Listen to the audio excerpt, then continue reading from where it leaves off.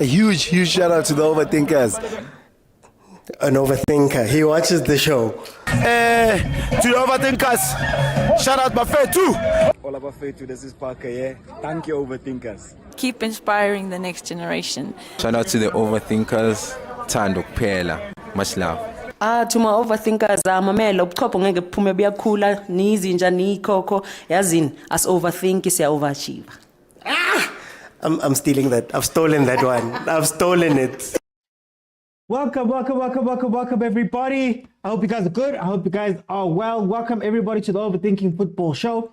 This, of course, is the show where we get to discuss local issues, local stories that stand out and things amongst us as fans, where we can think a little bit deeper about what we're talking about, what we're seeing, and ask a couple of questions that we can ask and answer for ourselves. You know, a lot of the time in local media, you watch a lot of old players, analysts, former coaches, former this, former that. Very rarely do you get a place where we can sit together and talk about a lot of the things that are happening in football by ourselves. So it's a very interactive show, guys. If it's the first time you are watching this show, whether on YouTube or TikTok, I make panels, and the panels consist of you guys who jump in and can talk to me about whatever we're talking about, because this show is about hearing from you and maybe asking some questions about whatever it is we are talking about. The show is on every Monday to Thursday at 7 p.m. and Fridays at 12:30 in the afternoon. But then also, if there's watch-alongs, like for example, we have the Euros.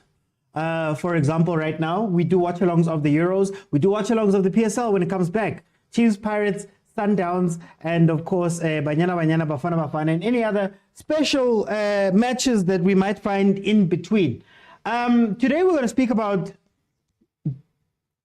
Orlando Pirates' new series. It's available on YouTube. There's 3 episodes, mini-series, 3 episodes, where it's called The Change Room. And they speak about what happens in a change room. They speak to a couple of the players. There's a whole bunch of interviews and things and thoughts. They go through some moments that they had as a team, and some very tough subjects. One spoken about by the man above here in my picture.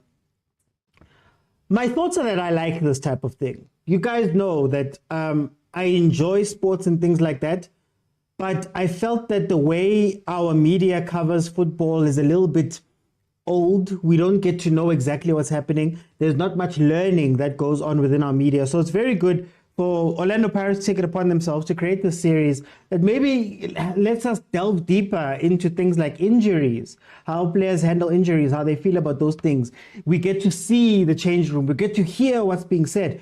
We get different glimpses of different players, right? And it's something that if you've watched the show for a very long time, you know that I've complained about. I've complained about Bafana not having a chasing the sun, for example. I've complained about those things that could maybe help us get closer to our teams and closer to understanding what players, what coaches, what everybody goes through during these tough places.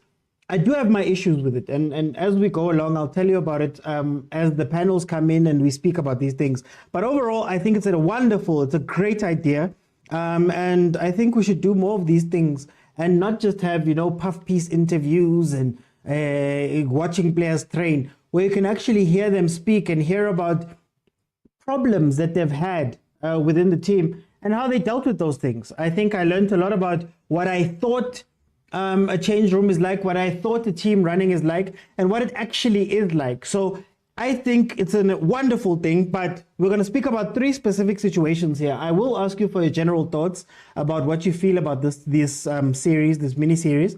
And then also there's 3 specific things that I want to speak about. There's the issue of Loch, number 3, U3, as they call him in this documentary, where they speak about him. There's some friction between him and Hoto and some tense moments within the team. We've obviously going to speak about the change room fight that happened, or the one where they show us Tito fighting Uraireng. Why am I blanking his name? Anyway, that fight. And then, of course, at the end, we're going to speak about what Kermit Erasmus spoke about in terms of legends of the game, how they're treated, in terms of sacrifices he's made, in terms of, some of the things that he touched on there. So this is what we're going to do. Toki, thank you very much, Tees. This is what we're going to do today. I'm going to make it a little bit different. I'm going to ask you from those 3 things, pick one, and the one that you want to speak on when you jump on, and we can have a conversation about that. But I will ask you about your general thoughts, and maybe I'll ask you a couple of questions about the grander things that he's speaking about. So, for example, Erasmus spoke about legends in the game and how they're treated. I want to hear from you guys in general. Do we treat our legends well? Do we look after them? Do we do things like that? Those are the type of questions we're going to be speaking about today. So feel free to jump in and request. Remember, you have to be following me in order to be able to jump in. And then to end off the show, we're going to speak a little about... We're going to speak a little about Coach Rulani and his impact on Orlando Pirates. No, I'm kidding. I'm joking. We've spoken enough about Coach Rulani over the past few days. Karabo, yes, YouTube is a little bit behind, but that's because the conversations happen here. So YouTube will get it. There's not going to be behind in terms of the conversations.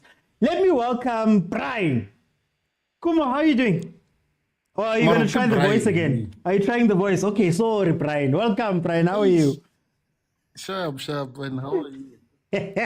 I'm good. Brian, I want to ask you firstly, what are your general thoughts about this little mini-series that Pirates had put together called The Change Room? What do you think about it?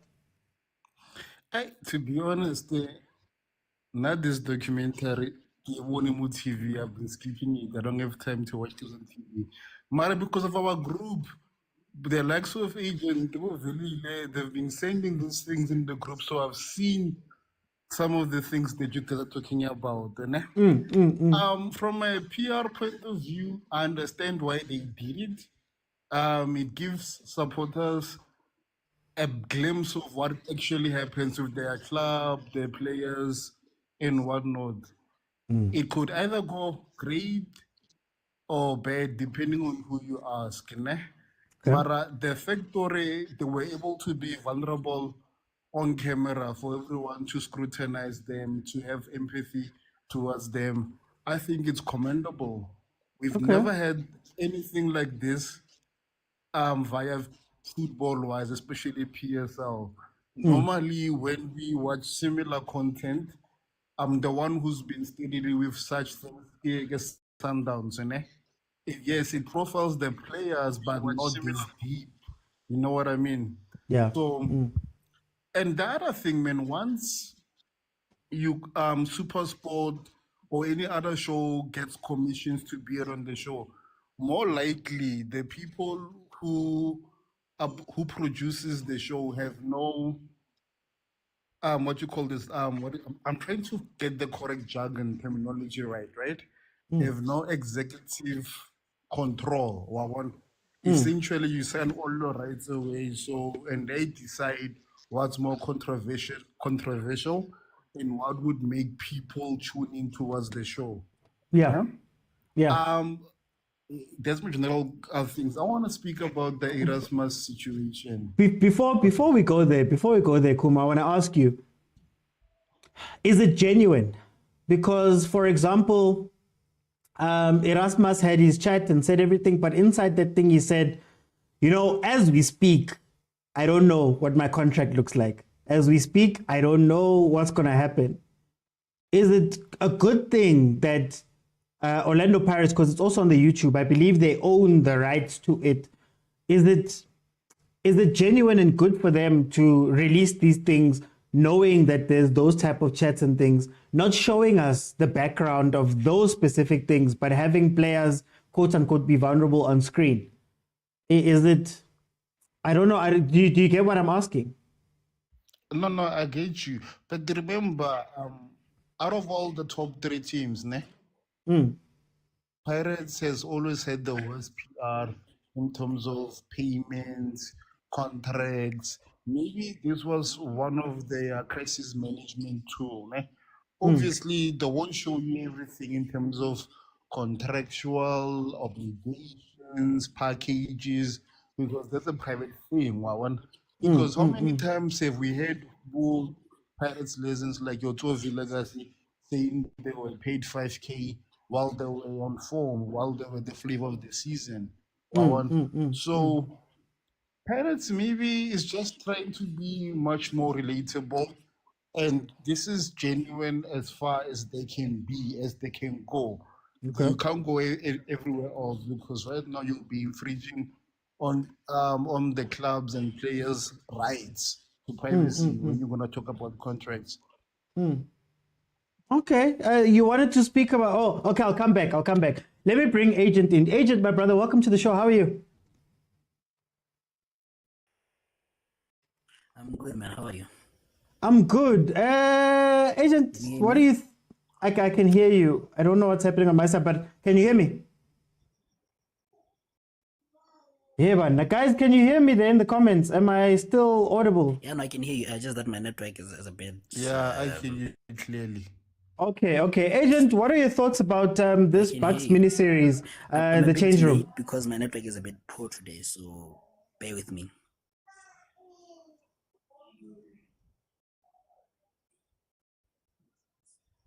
I wonder if you got the question. Anyways, in Flaming Back, I believe. But going I just wanted to say that it sounds like sour grapes. In terms of Lodge, I feel like in as much as it's not my cup of tea, I feel like he should be given the right of reply.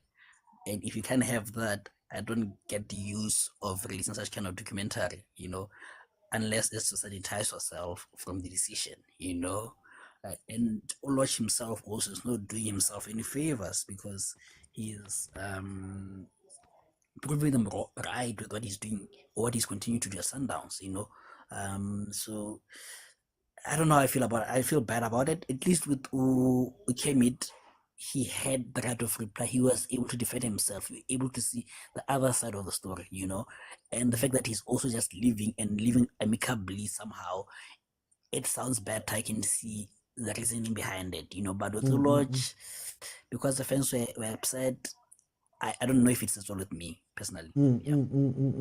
Is it a genuine thing? Because in as much as we're learning more about the players, I guess, and Jose, and we're seeing them in the back, do you think that these situations were handled correctly, and maybe should we have dealt with or had it as a section where we can deal with management dealing with the Lodge situation? How did they take it when the players were saying this, when Dion Hotto came to the coach? Would you have wanted to see more of that as well, in addition to the Lodge thing?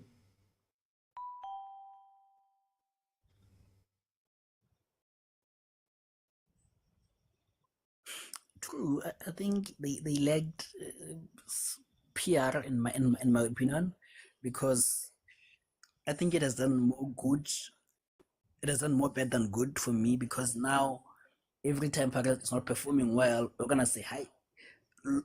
What is the guy's name? Jose doesn't have the control of the dressing room, because you saw a bastard between Klogi and Tito, and the coach was seeing ghosts, so I think it goes back to that: is there proper management, and it's fine and good when the team is winning, but when the team starts to lose, we're gonna have to start asking real questions.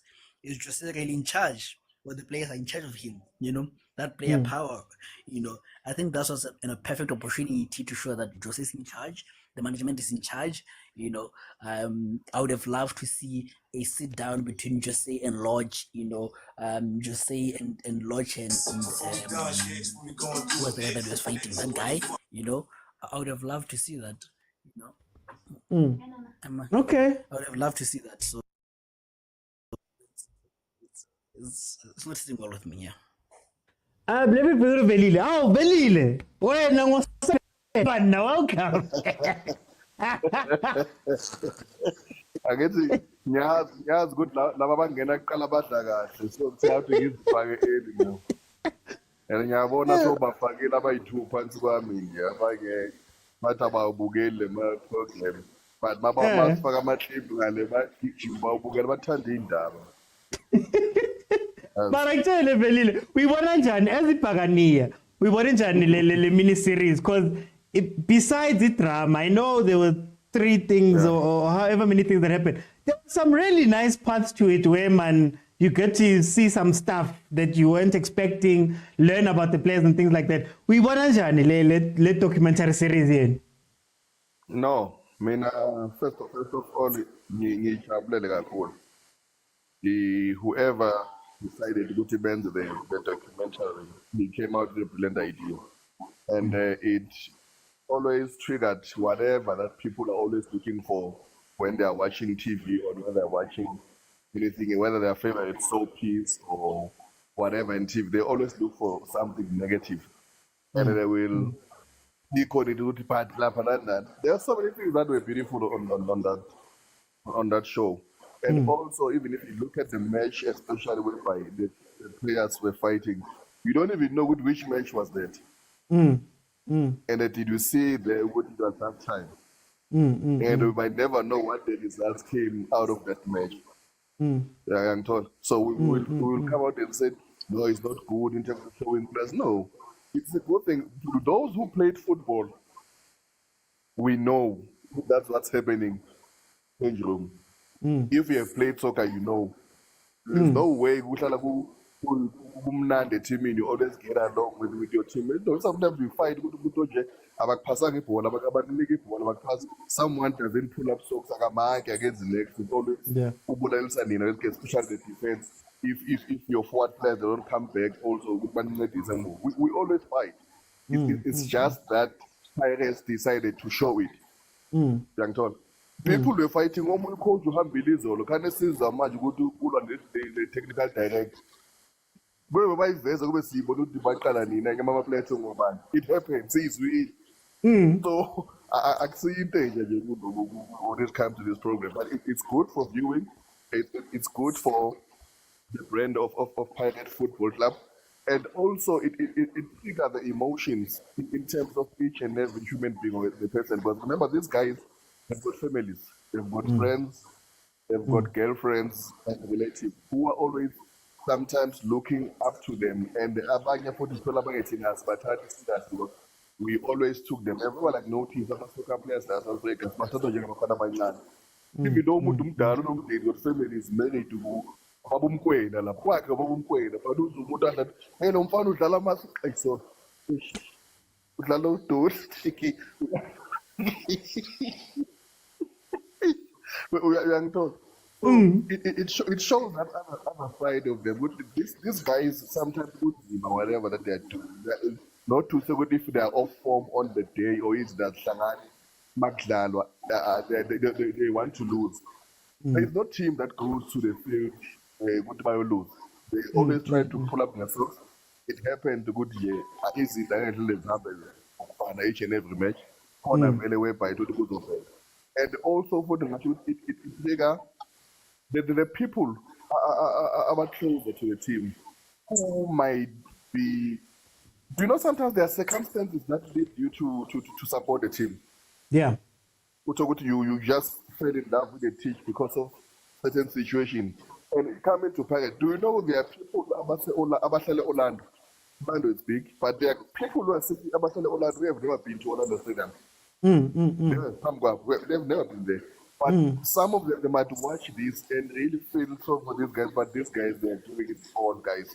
Only thing that we will need, or someone that will just need or want that opportunity to go to stadium for the first time and really see this experience.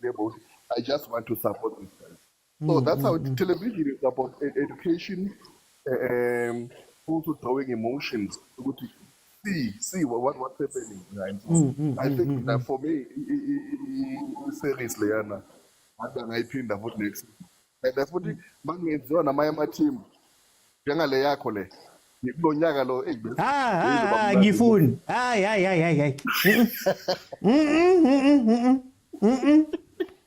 Angifund. But anyway. Also, ngizobuya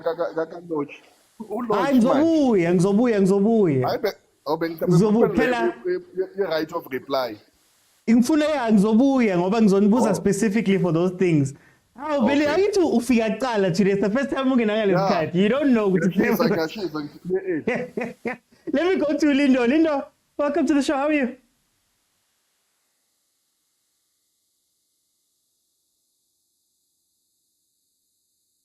Shabu kunjani bafethu? Man, Simdandi Lindo, Simdandi, long time. I can hear you. Can you hear me?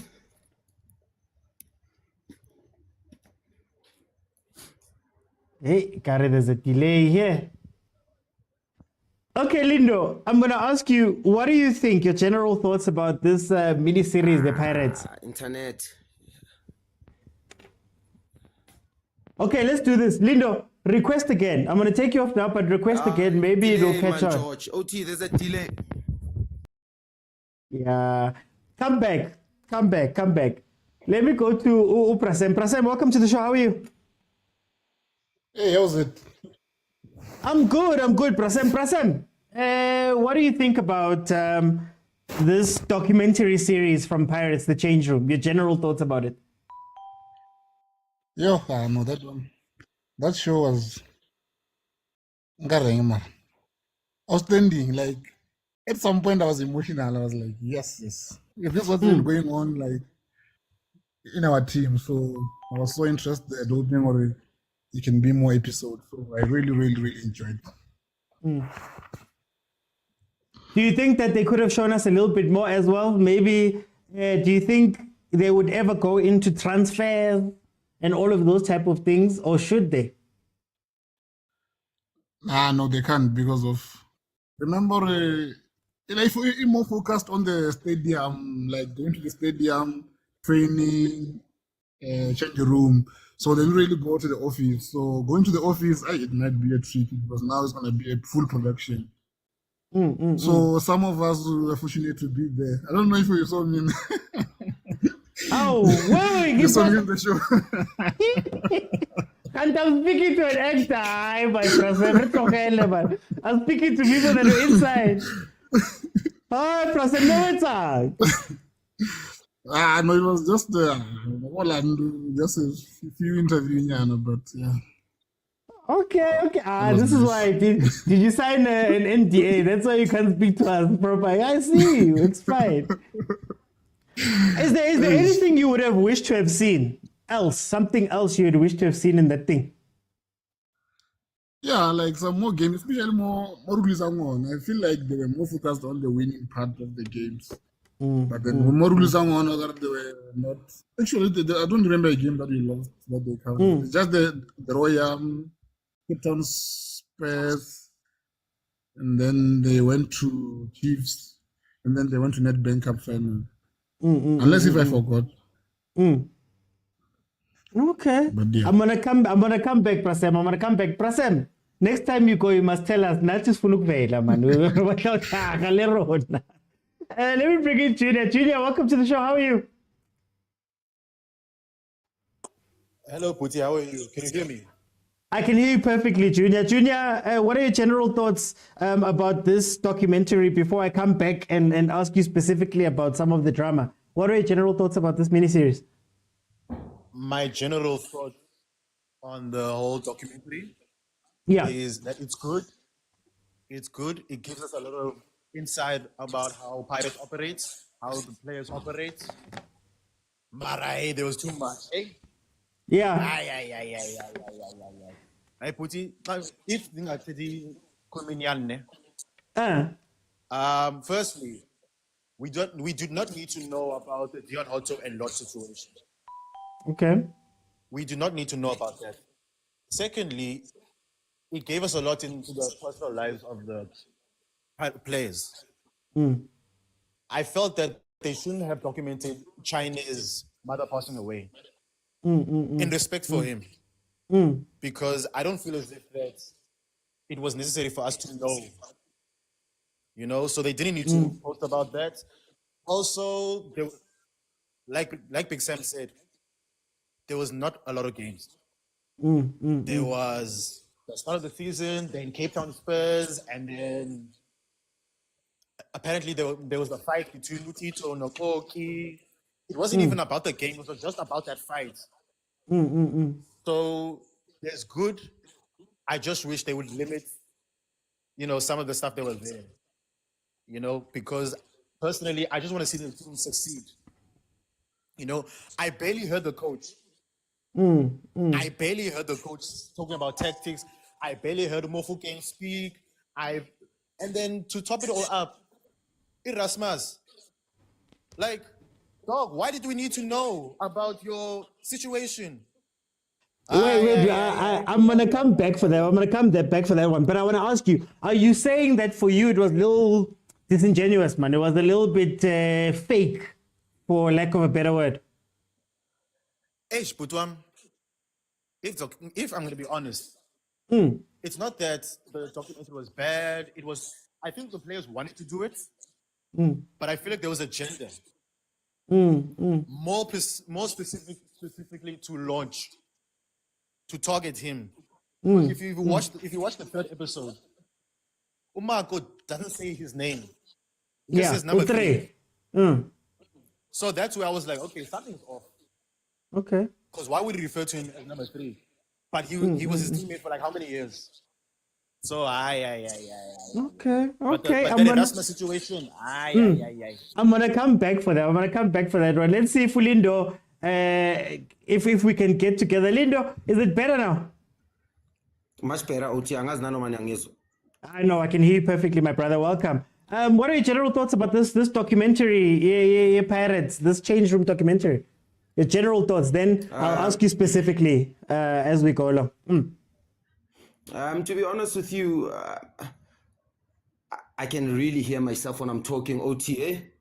No, it's fine. We can hear you perfectly. There's just a little bit of an issue with the TikTok app on my laptop. Okay.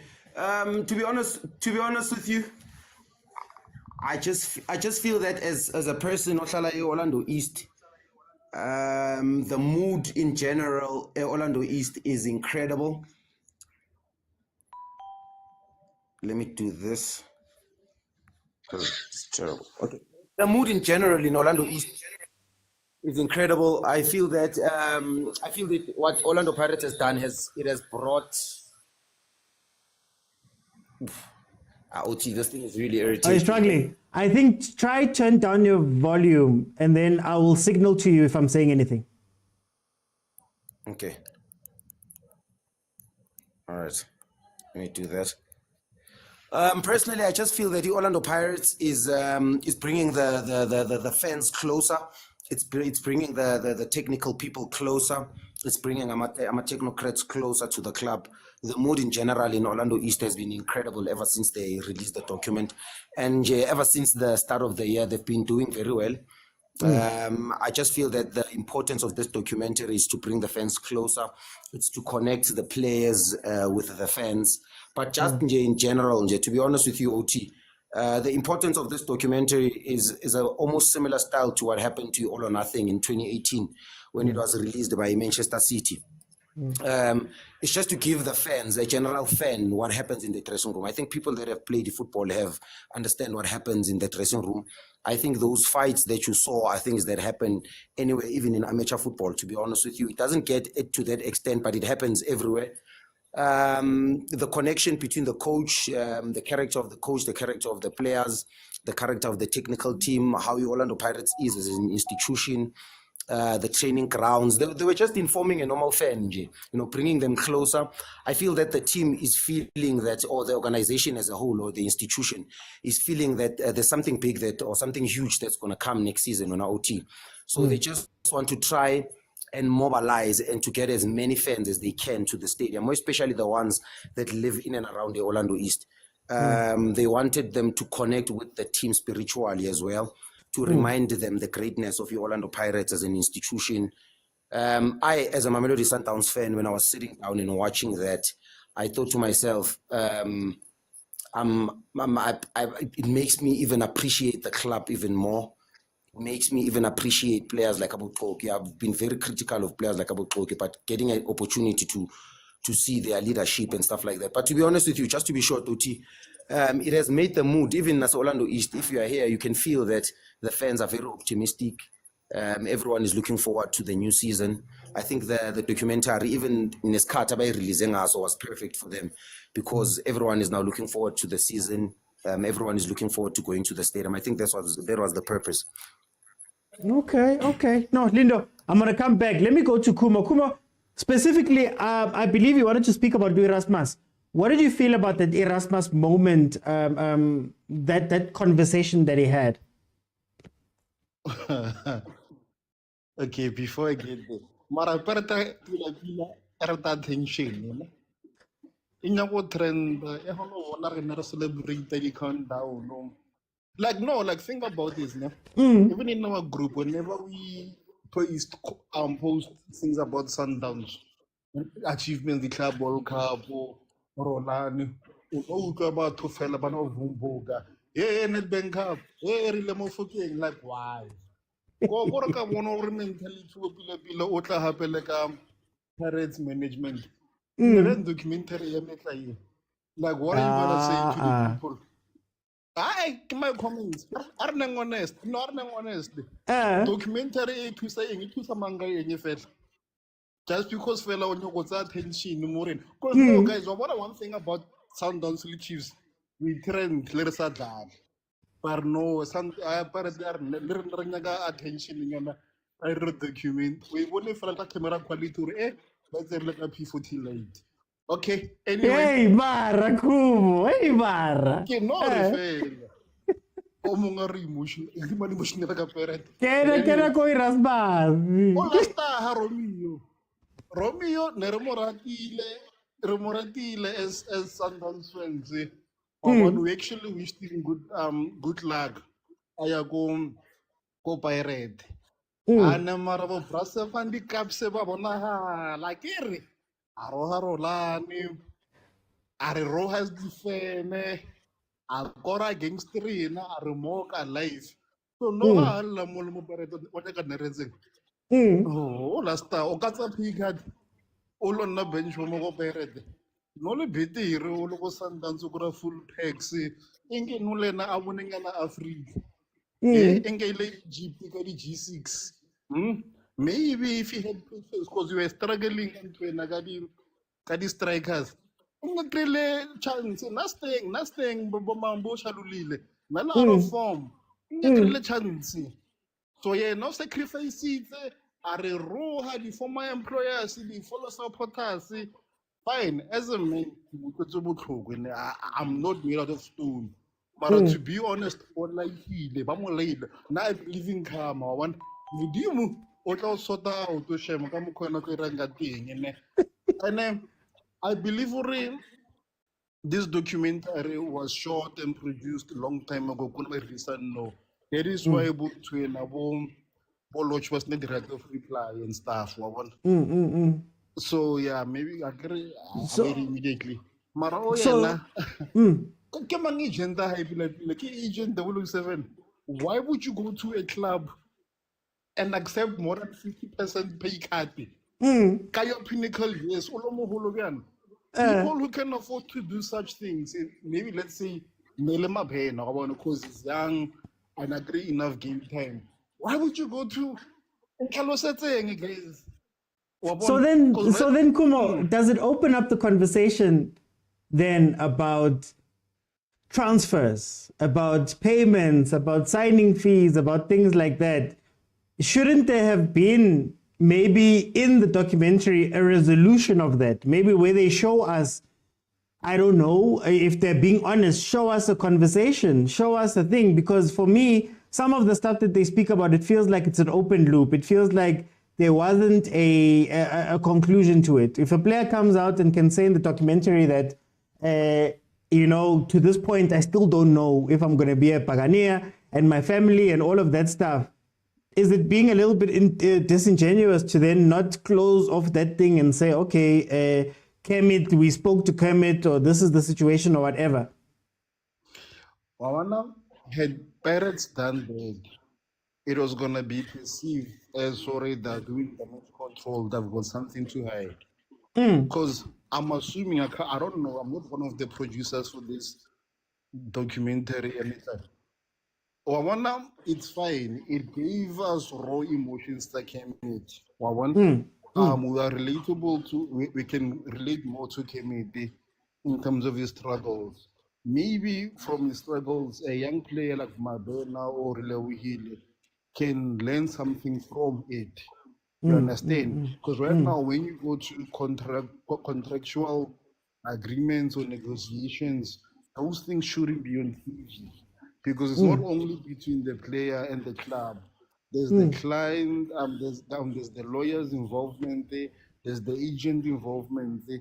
a lot of people are involved, and you don't want people to know your day-to-day legal agreements and whatnot.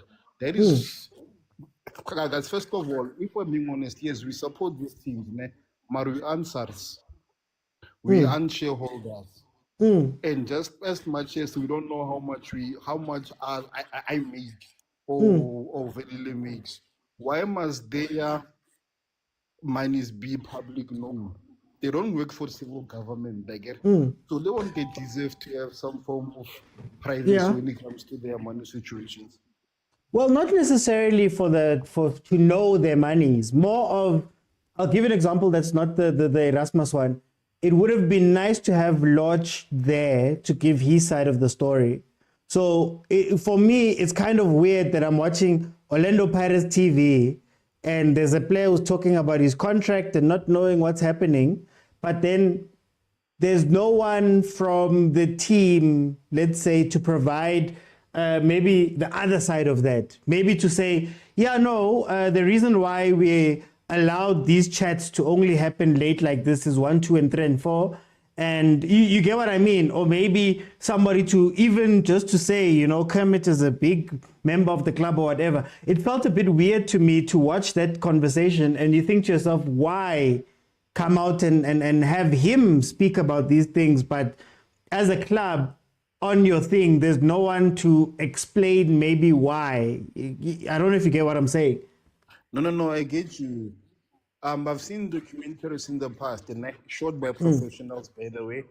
But they do this disclaimer up front. They, like for instance, but at the time of release, we couldn't get X, Y, and Z to reply. So this is what we've done before. Is that what you're talking about?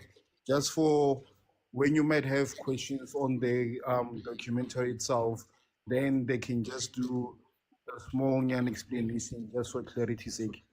Well, I mean it more of if you're talking about Lodge, give Lodge a chance to speak too, because then it can go a certain way. If it's just, it can be framed a certain way if it's just everybody was complaining about Lodge and saying things. If you're going to speak about, I took 50% of a pay cut, I was doing this and nobody's talking to me about my contract, I would love somebody from the club to explain why. Maybe there's a reason why Pirates doesn't discuss contracts up until a certain point. Because then I feel like I haven't learned anything and it's like an open loop. Then Erasmus that's what I mean. No, I get you. But what, like I said earlier before, this documentary was done back like a long time ago. And by the time Lodge was supposed to have featured and answered some, it was already smuggled out of Soweto to Chlorpop. So he couldn't reply. And then why would you want to go reply now? Unless he goes on an interview with Marawa and doesn't tell all. That's the only time we're going to hear his side of the story. For time's sake, let me bring in Velile. Of the three things, change room, Lodge, Erasmus, which one do you want to speak about? Hey, umuntu akhuluma isikhathi eside maqeda akhuluma lengqondo in the last 3 minutes. Hawu, akhuluma kangaka kana simuzwa manje ekugcineni. Hey, Jehova. Hey, so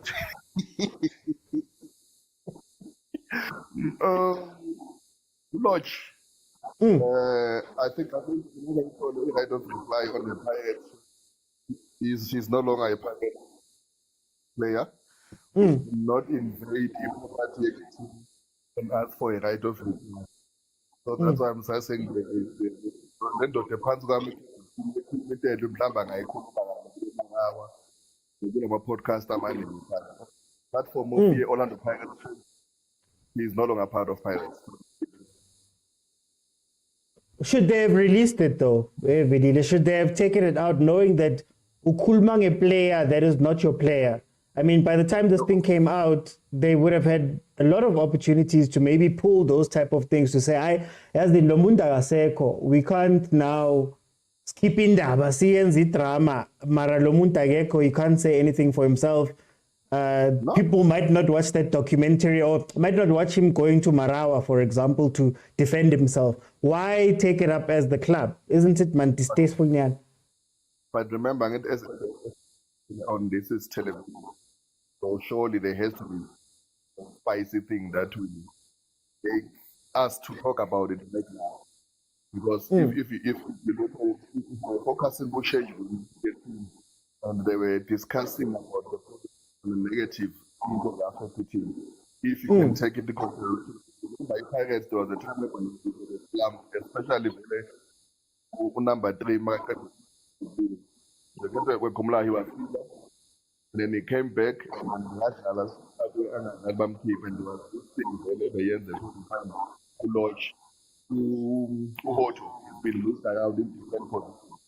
So that's part of the thing that we took at that particular time. So there was this situation which really affected the whole mentality of the team, whereby players they were divided into camps.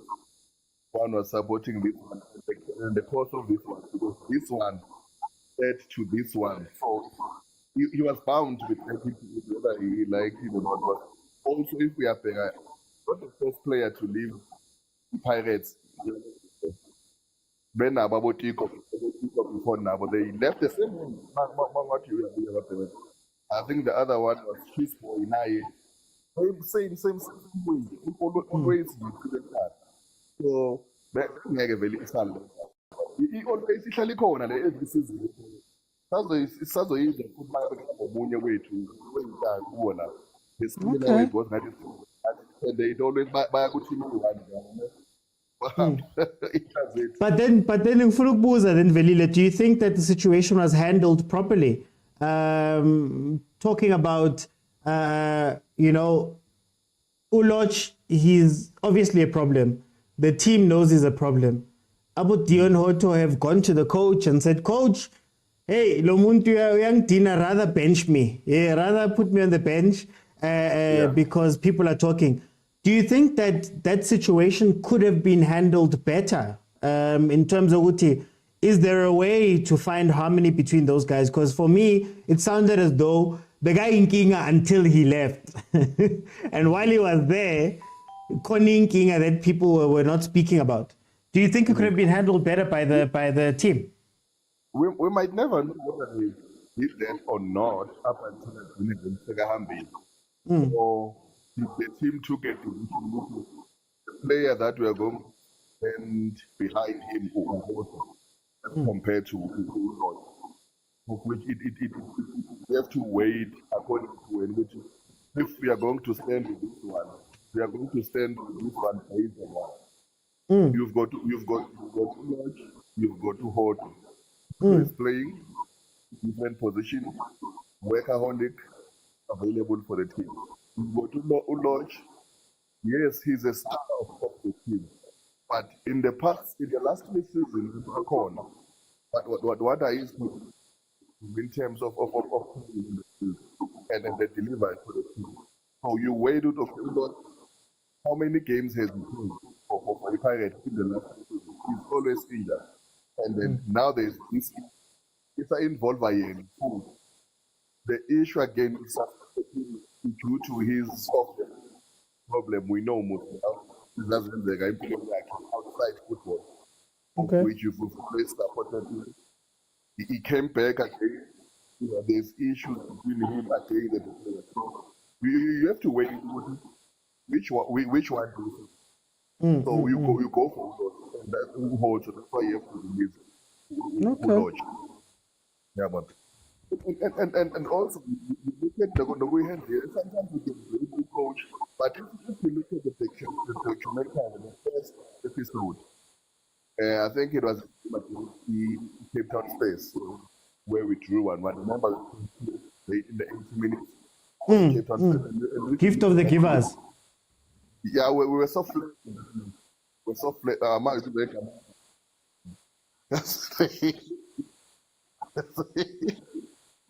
Kufana nalono pirate. What is man?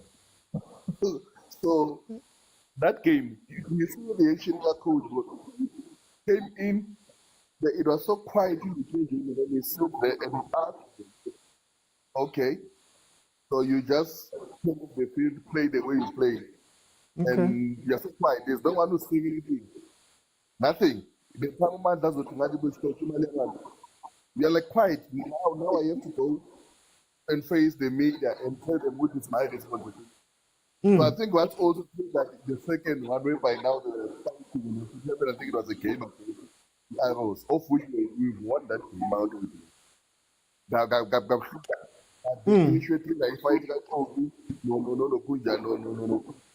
Put a line is holding the ball too much, but it is for our pass. Okay. Just in their own way, yeah. For time, Belile. We enjoy it today. I'm going to go next. Yay, let me go to Junior. Yeah, no, it's fine. It's fine. Junior, what specific thing from this thing do you want to speak about? The three that I have here is Lord Erasmus and that fight in the change room. Which one grabbed your eye? Sorry about the noise, buddy. No problem.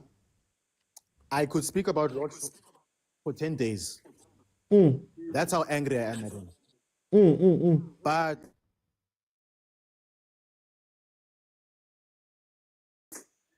I want to speak about Ukemete Erasmus. Okay. Because, wow. And this is a massive Pirates fan of Kemete Erasmus as well, who has delivered so much. Why he felt the need to do that is beyond me. Like, like, honestly, I've been a fan of Erasmus since his Super Sport United days. Like, when he was firing, I was telling Pirates, sign this guy. Just because of what he did, I've erased him from history. I've erased him from I'm serious, but like he's basically saying, Uguti, the club don't take care of players who are not performing. And when the club says, no, we're not going to extend your contract, now he's going to go on about saying, I have a family, what am I going to do? It's not a football club. It's a football club, yes, but it's a business. If you're not performing at business, they kick you out. You know, so I really don't understand why he's trying to tarnish the legacy of Orlando Pirates. So then, but can I ask, Junior, can I ask, doesn't this raise questions? And I want to make it a bigger thing. Doesn't it raise questions about communication maybe at the clubs? So surely, and I don't know what chats they had with Erasmus, but surely somebody should have sat him down and said, you know what, man, you are surplus to requirements right now. We need you to go. Or you haven't performed. We feel as though 1, 2, and 3, at the very least, before he's going into the final month of his contract, because he said what did he say? It's June now. Surely somebody should have sat him down by that point and said, Yazin, my guy, we're going to get rid of you. Could you please use this time to find yourself a new club, use this time to talk to people, unlike waiting up until the final minute? Isn't that part of the problem? Over and above, I understand it's a business, but I mean, doesn't the team have a responsibility to the people who are contracted to them to make sure that you're okay? You know, Junior, are you fine? Do you have anything on your mind that you're thinking about? You get what I mean? Oh, you know, clarity. So I'll make a prime example of Rafael Varane in Manchester United, for example. Okay. He already signed a contract long before he signed for Manchester United. He got reduced wages. I think you can put one and two together, that when the club says, okay, we're going to extend your contract again, but more reduced wages. So him, it's like, nah. I already reduced my thingy. Now now you want me to reduce again. But you don't see him Overrenne. I'm talking about Overrenne. Okay. You don't see him posting, you don't see him on a documentary saying how Pirates are treating him badly and what, and what. And this is a football legend.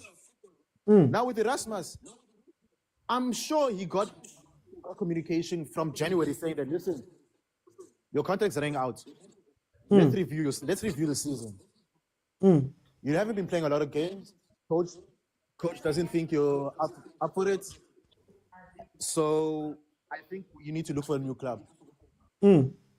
So I really don't understand now that he's going to use that as an excuse to basically go on a podcast, or a documentary, and basically speak out his frustrations and what, based on the fact that a football business club, Orlando Pirates, basically says, listen, we don't think we don't think you can extend your contract. So I think it's best for both parties for you to leave. But to go sorry, Put. On a documentary and go on saying that, Pirates are not treating what. What does that say about how Pirates communicate with their players now? Now us fans are questioning, do they really care about the players? Because Erasmus is not the first person to say about this. What? All of Putin, mara, Erasmus,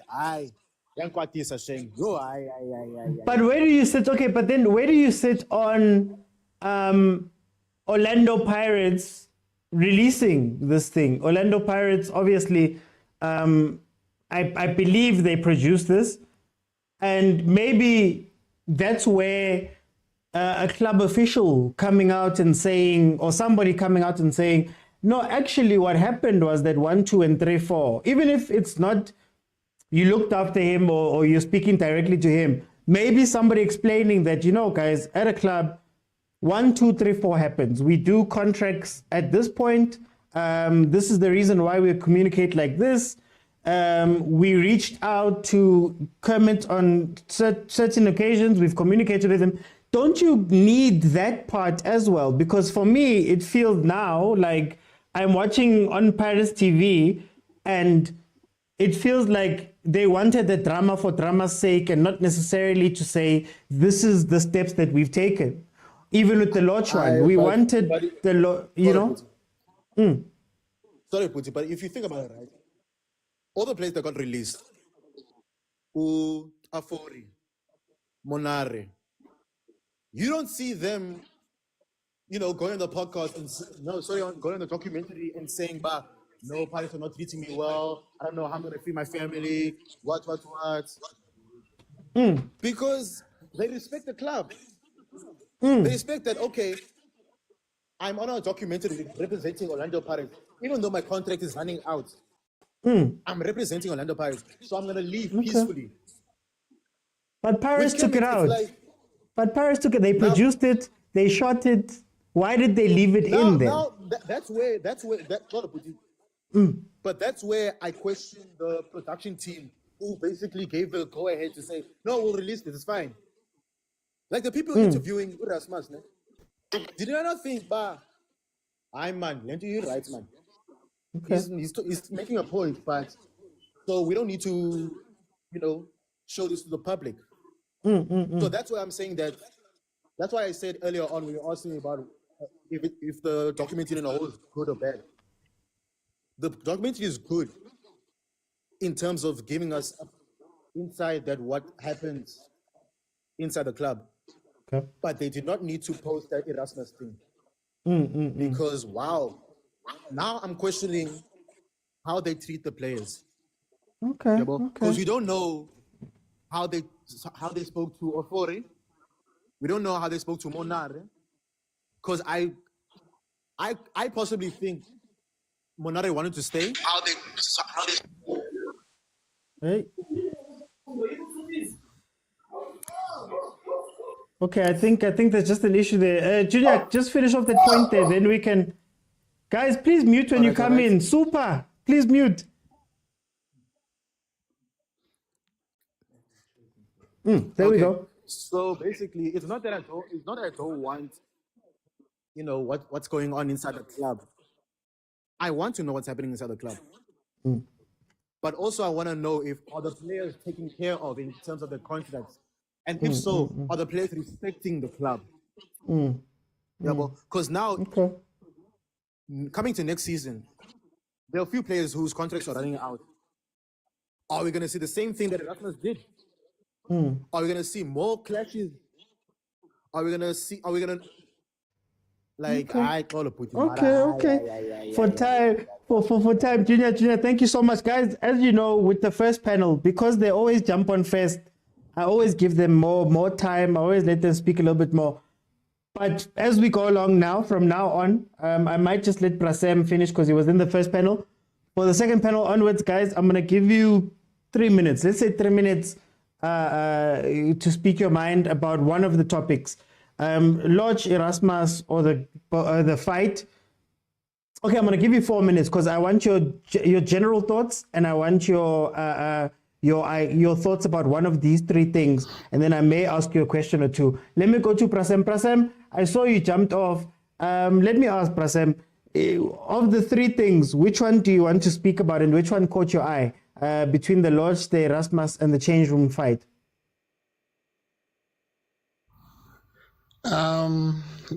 The most interesting for me was the super chain.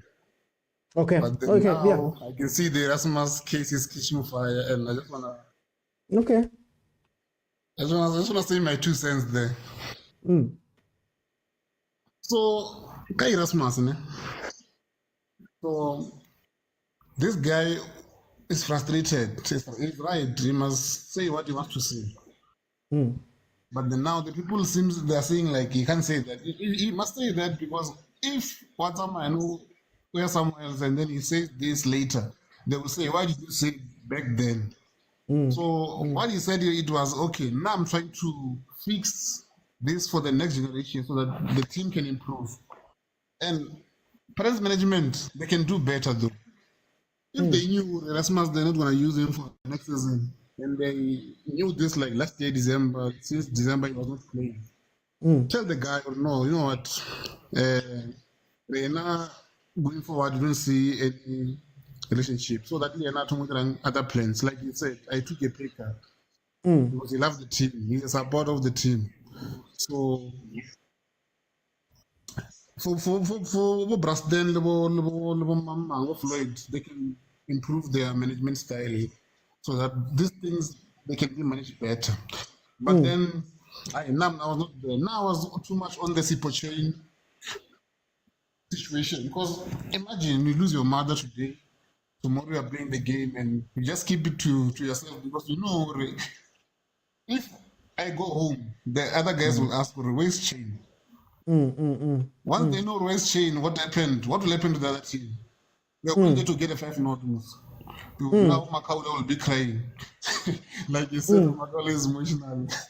So Makaula will be the first one to cry. Team Len or Mazembe or no Lalo. So it was going to be a mess. It was a good thing for what he did. And then just want to say, I know. Now I applaud him for being a bigger guy. And then after that, he went on to do the funeral thing and then the team won. So yeah, that was a good one. But then could you say that also the tough part of it is if you don't know, if the player's afraid to say these type of things.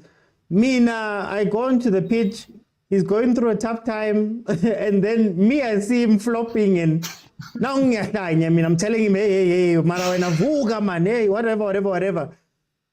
Isn't that also, man, another communication lapse or hey, do we not trust each other with these things? Do we not trust each other to deal with this stuff? What other repercussions can it have on the team? Yeah, hey, the way we are going alone now, you have some stupid mistakes, so you and then I'm going through. It's a tough situation. That's when that game was. So if we're not, hey,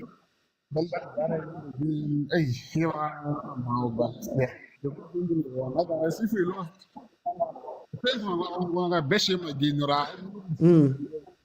he was going through a lot, and then now decided to. But then because we won, it's a good game. Okay. Before, Prasad, thank you so much. Before I get into the next panel, guys, remember, I'm gonna give you 4 minutes. I'm gonna be nice today. I just wanted to say, hey, for me, those little things didn't sit nice with me.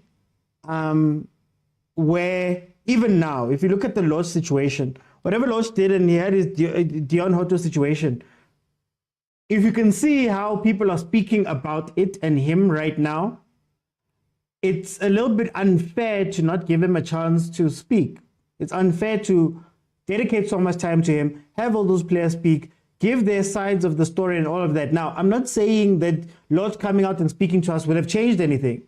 But can you imagine if Lodge came out and he was doing it out of, he didn't like Hoto, and I'm just using a stupid example, he didn't like what was happening with Hoto because there's players in the team that play those positions that don't get a chance to whatever. Let's say, hypothetically, let's say it was an ultra leadership thing. Now we are looking at him a different way and people are speaking about him a different way when he didn't even get a chance to just come out and say, Mara guys, this is why I did it. It could have made sense, it could not have made sense. You get what I mean? Utito and Koki, we saw the fight and then they got to say, Utito got to say that, sometimes my anger gets the best of me or whatever he said in that part. Sometimes I wanted to go win. It's just that in the moment I got taken all the way to X, right? For example, and I apologized to him and he spoke as men. I shouldn't have done that. It's wrong, right? Ukoki got to speak about how this is how I felt in the conversation. This is how I felt. And this is how he made me feel. So now I reacted like this, but then and I know how to deal with the person. And Koki was speaking about how different people, if it was him, apologies, different people react differently to different things, right? That's how we should understand each other like that. You see how it closes the loop. Now, can you imagine if you just saw the fight, and then you heard somebody else saying that, the way that he did it was wrong, what, but you never got that moment, then it makes it sort of unfair because you don't know the full story. Same with the Erasmus thing. Your player comes out on your production and says, hey, Yasmina, nobody's spoken to me. The way that they've treated me is like this. Remember, the people behind the camera, pirates, people are hired by pirates. The thing is edited by pirates.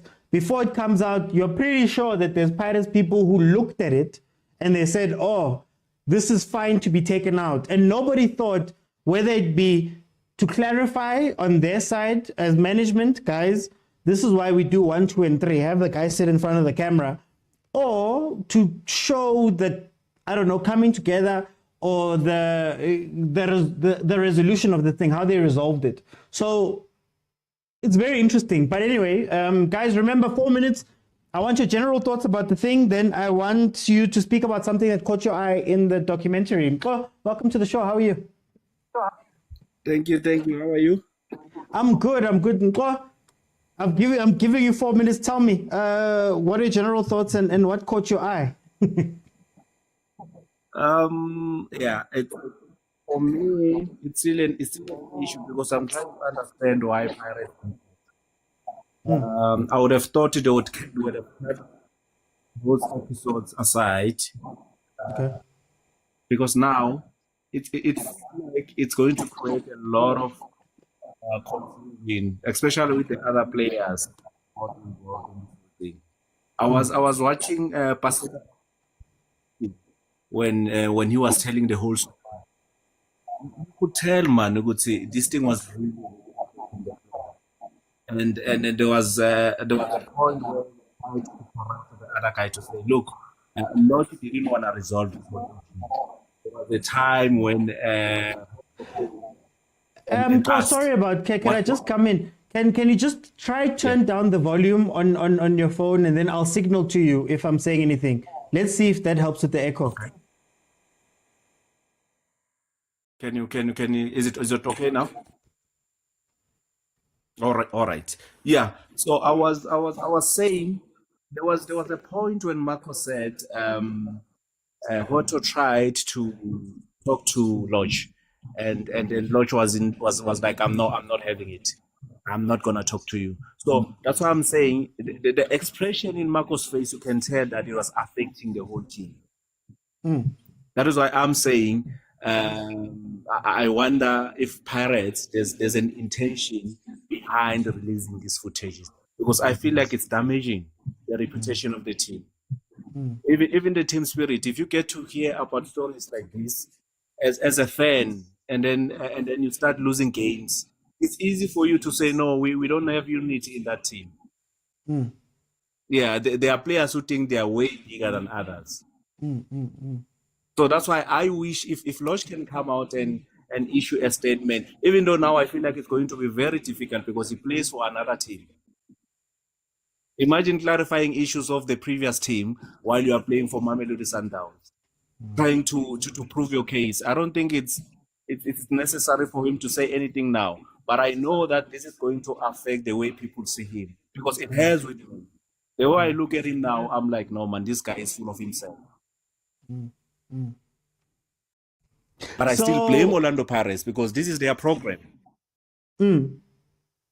So, do you think that there's a communication problem? Because it seems like this was an issue, and it seems like it wasn't resolved. Well, from what we saw, it wasn't resolved in a proper way inter-team when it was still inside the team. Is there anything that Pirates could have done? Because I understand Marco asking this person to come and speak, but the person doesn't want to go. But then I go, why are you asking? Why is it not coach? Why is it not chairman? Why is it not Prasten saying, guys, this thing has become such a big issue. Dion Hoto, Lodge, you guys are going to come to my office, Officer Prasten, the famous office, and we're going to speak about this. Does that say something about management? It does. Remember how confused we were when Lodge all of a sudden left for Mamelodi Sundowns. We were all confused. I'm not an Orlando Pirates fan, but I was like, no man, there's no way. Lodge is one of the big players there, and all of a sudden Lodge has signed for Mamelodi Sundowns. So it was a management issue because they could have resolved it better instead of allowing it to escalate to this level. So they failed. That is why I'm saying, when you watch that interview, you can tell in those players' expression that this was so bad in such a way that it affected the whole team. Because everybody didn't know how to act. Remember, if you get along with both of the players, even at work, if two people are fighting or are having an issue with each other and then you are caught in between, sometimes you don't even know how to act around them. Because you can speak to both of them. You don't even have a problem with both of them. Okay. So that is why I'm saying it can affect the morale of the team, and the fact that fans now know this is what transpired when Lodge was still at Orlando Pirates and the reasons for him leaving.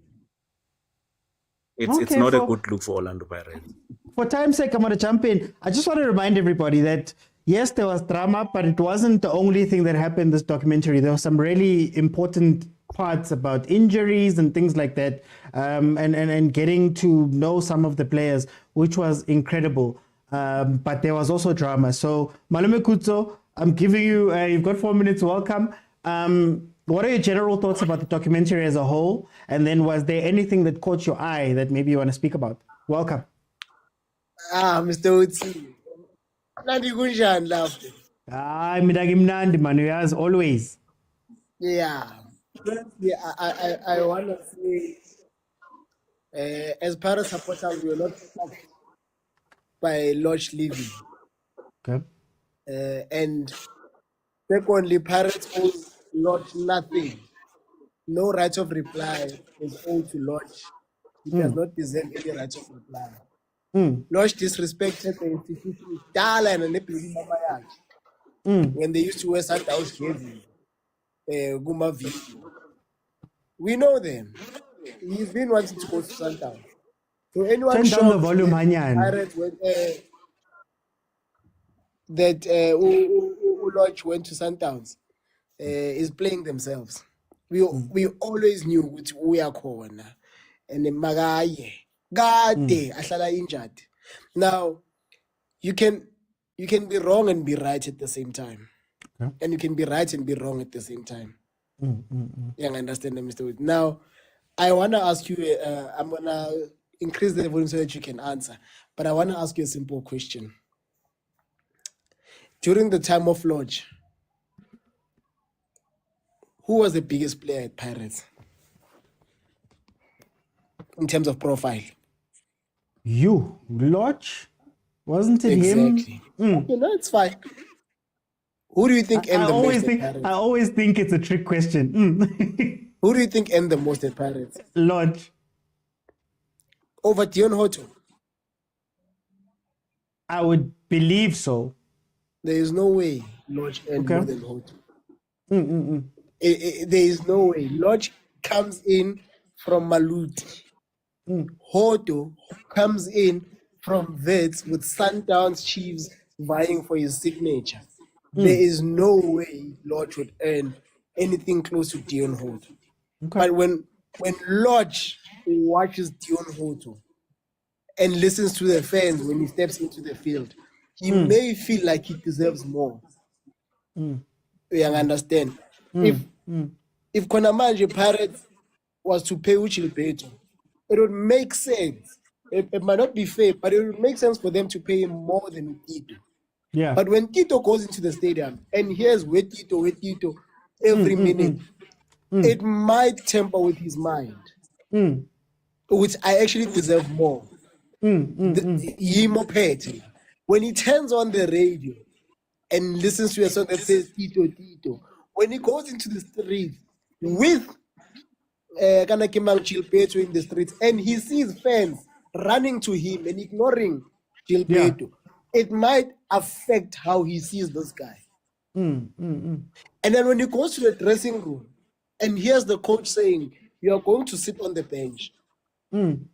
But then when he looks at this other guy akahlale benchini, and there is probably a clause in the contract, it might affect him.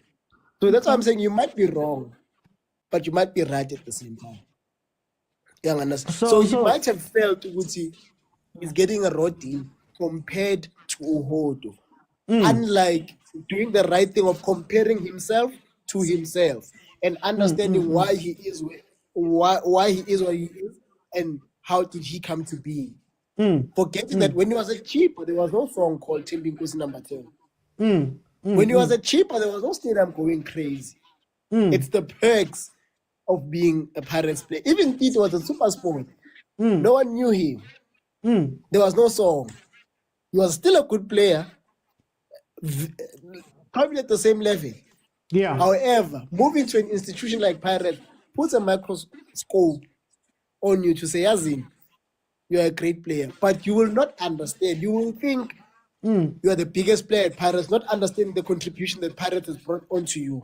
You understand? I mean, so those two kind of issues can influence a player's mind to think incorrectly or to not assess a situation properly. So then, Malume Kuto, I just want to ask you. Okay, firstly, I didn't know about the Hoto thing. I thought Tembinkosi Lodge had 2 contracts, co-pirates. So I thought maybe on the renewal it would have gone up higher, but that's besides. What I want to know is that I get what you're saying about Lodge being Lodge and the things happening. I have 2 questions though. Number one, what does that say about conflict resolution? What does it say about the control that the team would have with players?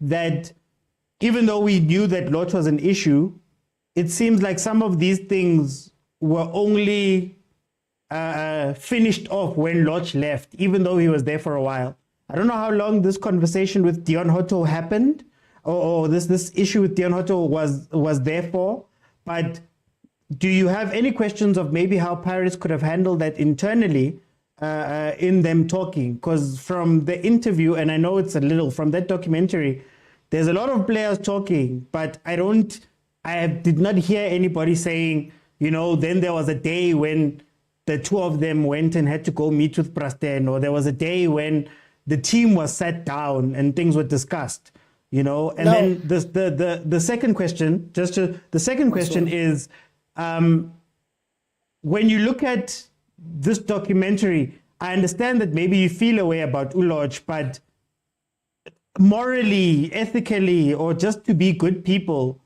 you wouldn't want this thing to come out in terms of we're speaking about another player, another person, we're dedicating this time, we're putting music behind it, everybody's talking, but and now it might even look worse on him. It might even, maybe if he sat down, he could have given the most sound answers, but we'll never know. Isn't that a bit of an issue to you? Now let me tell you, Mr. Oti, that I've dealt with angry people, and I've been an angry person myself. Sometimes no one can get through to you until you leave the situation. Then you reflect and say, maybe, and just maybe, I was wrong. And football has experienced this a lot. I will reference Utekombisi, who left Sundowns and went to Cape Town City. He says when he got to Cape Town City, after a couple of training sessions, he noticed that he played himself. He started noticing that I'm a beep, our funny, I'm a baller, not the same number of balls. I'm a tracksuit stuff was funny, maybe we are pindalana or for one size fit all. Whereas at Sundowns, the tracksuits are tailored, and not only that you dictate which you put again tracksuit. And he says the biggest mistake was leaving Sundowns at that time. He also acknowledges that no one was going to talk him out of it. He wanted game time. He thought game time was everything. Same goes for the guy background, Oromi. He's angry right now. You can't tell him anything, Mr. OT. He was angry even at Sundowns. You couldn't have told him, bruh, I'm just going to make up an amount. 500,000 is a lot. Do not cut it to 250,000. There is no reason good enough for you to cut your salary. We understand that, Mr. OT. So he thought, in his mind that time, he thought, if he goes and plays for a Pirate, he's going to be happy in his heart. He thought, at Pirates, the perfect situation, he will always play. And that's what anger can do to you. We see so many Pirates players who have left Pirates right now, who tell you that the protections are off once you leave Pirates. You will see, in as much as they were paying you, but there was more income coming from other sides. Okay. You understand? Like you enter or Puzamhala, all of those are the perks of playing for your Pirates. But you will never see them when you are angry, Mr. Oti. Until you are out of the situation and you are relaxed and the waters are calm and they are still, that's when you can reflect and say, I was wrong. You understand? But I just want to say, sorry, before I forget, we are complaining that Lodge does not have a right of reply. Yet, we are complaining that Pirates played Evidoga Erasmus injury. Which one do you want? Do you want a filtered reply? Or do you want uncut? Which one is it? But in both cases, we're missing information. So in both cases, I heard Kermit. I don't know what the club did. In the Lodge situation, I'm hearing all the players. I don't know what the club did. So my thing is that even if they had an official, doesn't have to speak to Kermit, and he came out and explained what we did and what we showed, then I can sit down and say, okay, because even with the money, I'm pretty sure before he signed that contract, there was a conversation. Guti Pirates iteni in that conversation to convince him to go to half. Yes, I can blame him for taking that route. Sure, he shouldn't have, I guess. But then I can also, what I'm missing here is, Pirates maingilanda iteni. And Pirates my figure la ikulmanami. What was said? When I'm here daily, every day, do I get spoken to directly to tell me that, my guy, you're surplus to requirements, keeper, or you're surplus to requirements, we're not going to play you? Is there a conversation? Now, I don't know whether the conversation happened or not. I can't tell you that. I can only tell you what Erasmus said there. So now my question is, with this documentary, it feels like there are loopholes.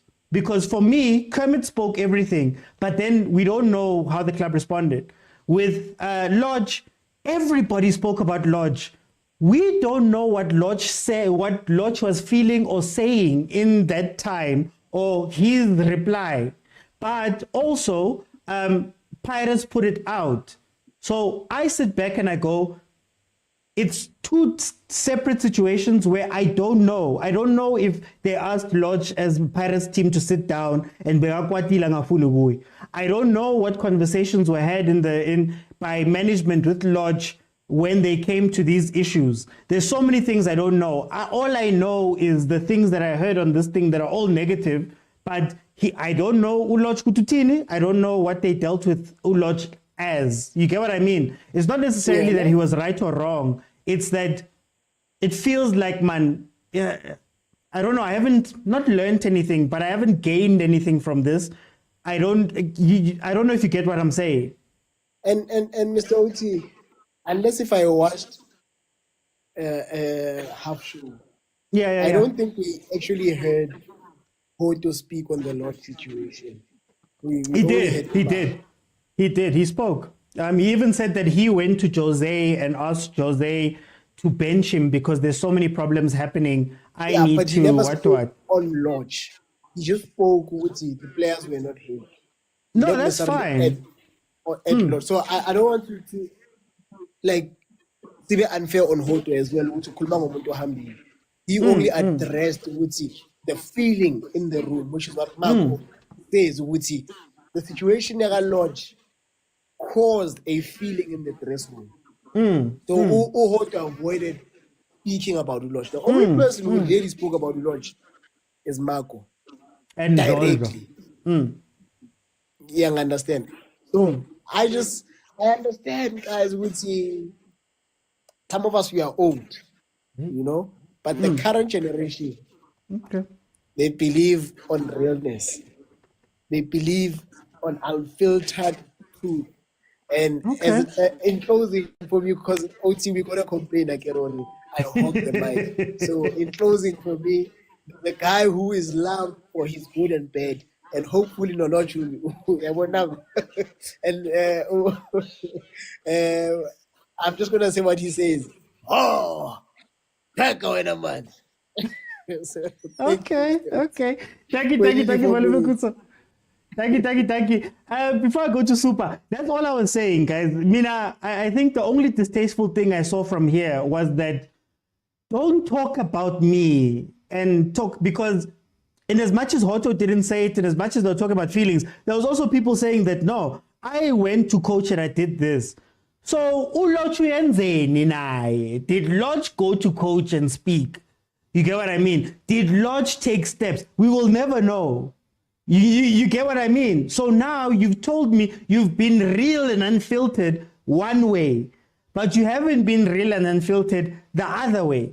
When Erasmus comes out and speaks on these things and he says, guys, hey, Mina, nobody spoke to me. I don't know where I stand.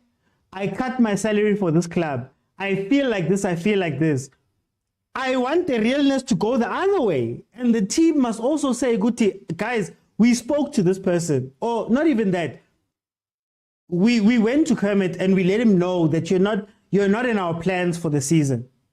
We gave him a chance to maybe parachute out of the club right now. He didn't take it. Or when we sat down, this is the procedure at Pirates. We take 1, 2, 3, 4, 5 steps. So when I leave, I've got two sides of a story. But it looks very weird to me that Lodge on Pirates' channel, on Pirates' thing. Guys, when you speak about another team's player, can you imagine, Jay? But anyway, on Pirates' thing, and we're being real and unfiltered, Lodge ageko. So now Lodge, can you imagine waking up one day as Lodge? You wake up one day in the morning, you turn on your TV, you go onto Twitter, you are trending.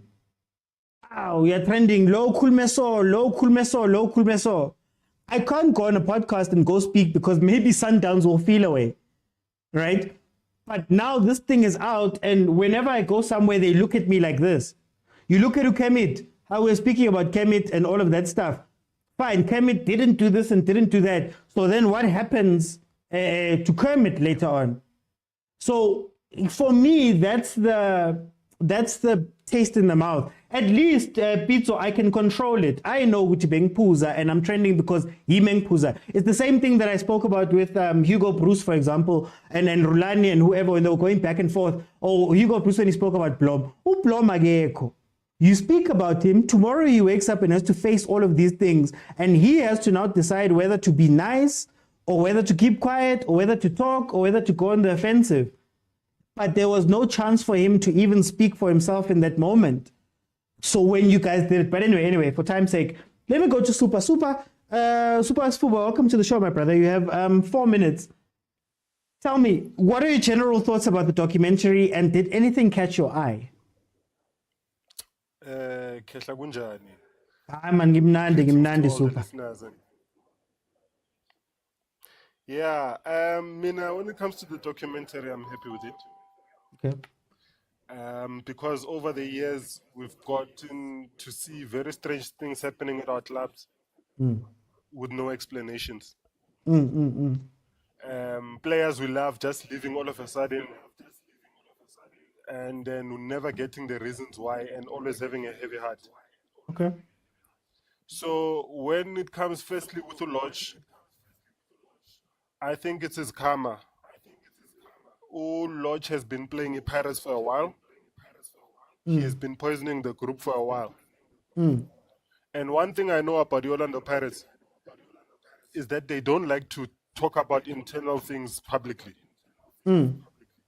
But due to the outcry of Lodge leaving from the fan base, they had to actually give an explanation in one way or another to have closure on it.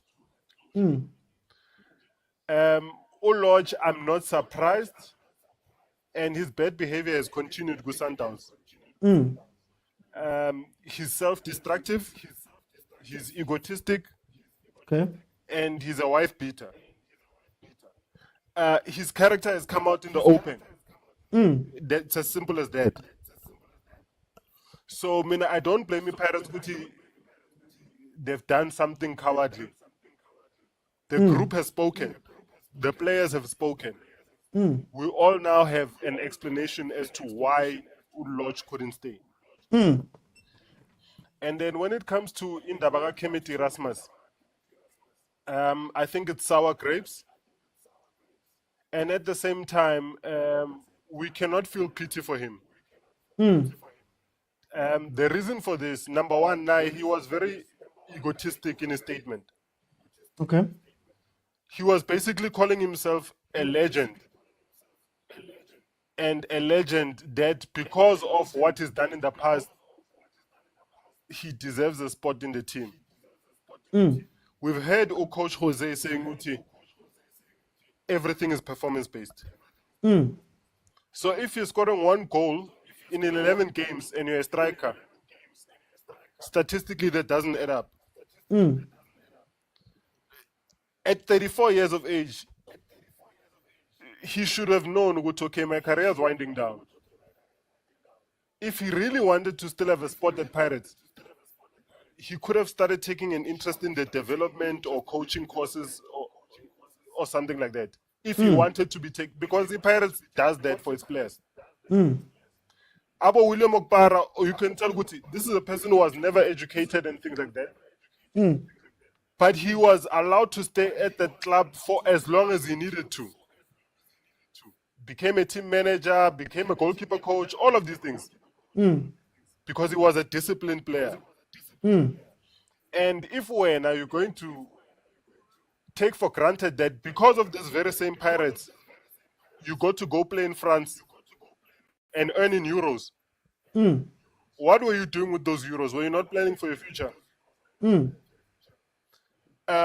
So Ukemit, and to bring in the racist element as well, very divisive of him. Okay. He's not the first player to not have his contract extended. Everyone knows, Guti, once you're over 30 Pirates, you're getting a 1-year extension. Okay. Whether it was Happy Chele, Lucky Lekhwati, or Kemet Erasmus. That's how it works at Pirates. You get 1 year because they can't invest in 3 years. And for you to have a career-ending injury like Ujimitao. And they have to pay you millions and millions for nothing. So it's a season-on-season thing. And what else? So then, fight. But very quickly because time. But I want to ask you. I get that. Now, can we separate Kermit and the team? Now I want to speak about the team.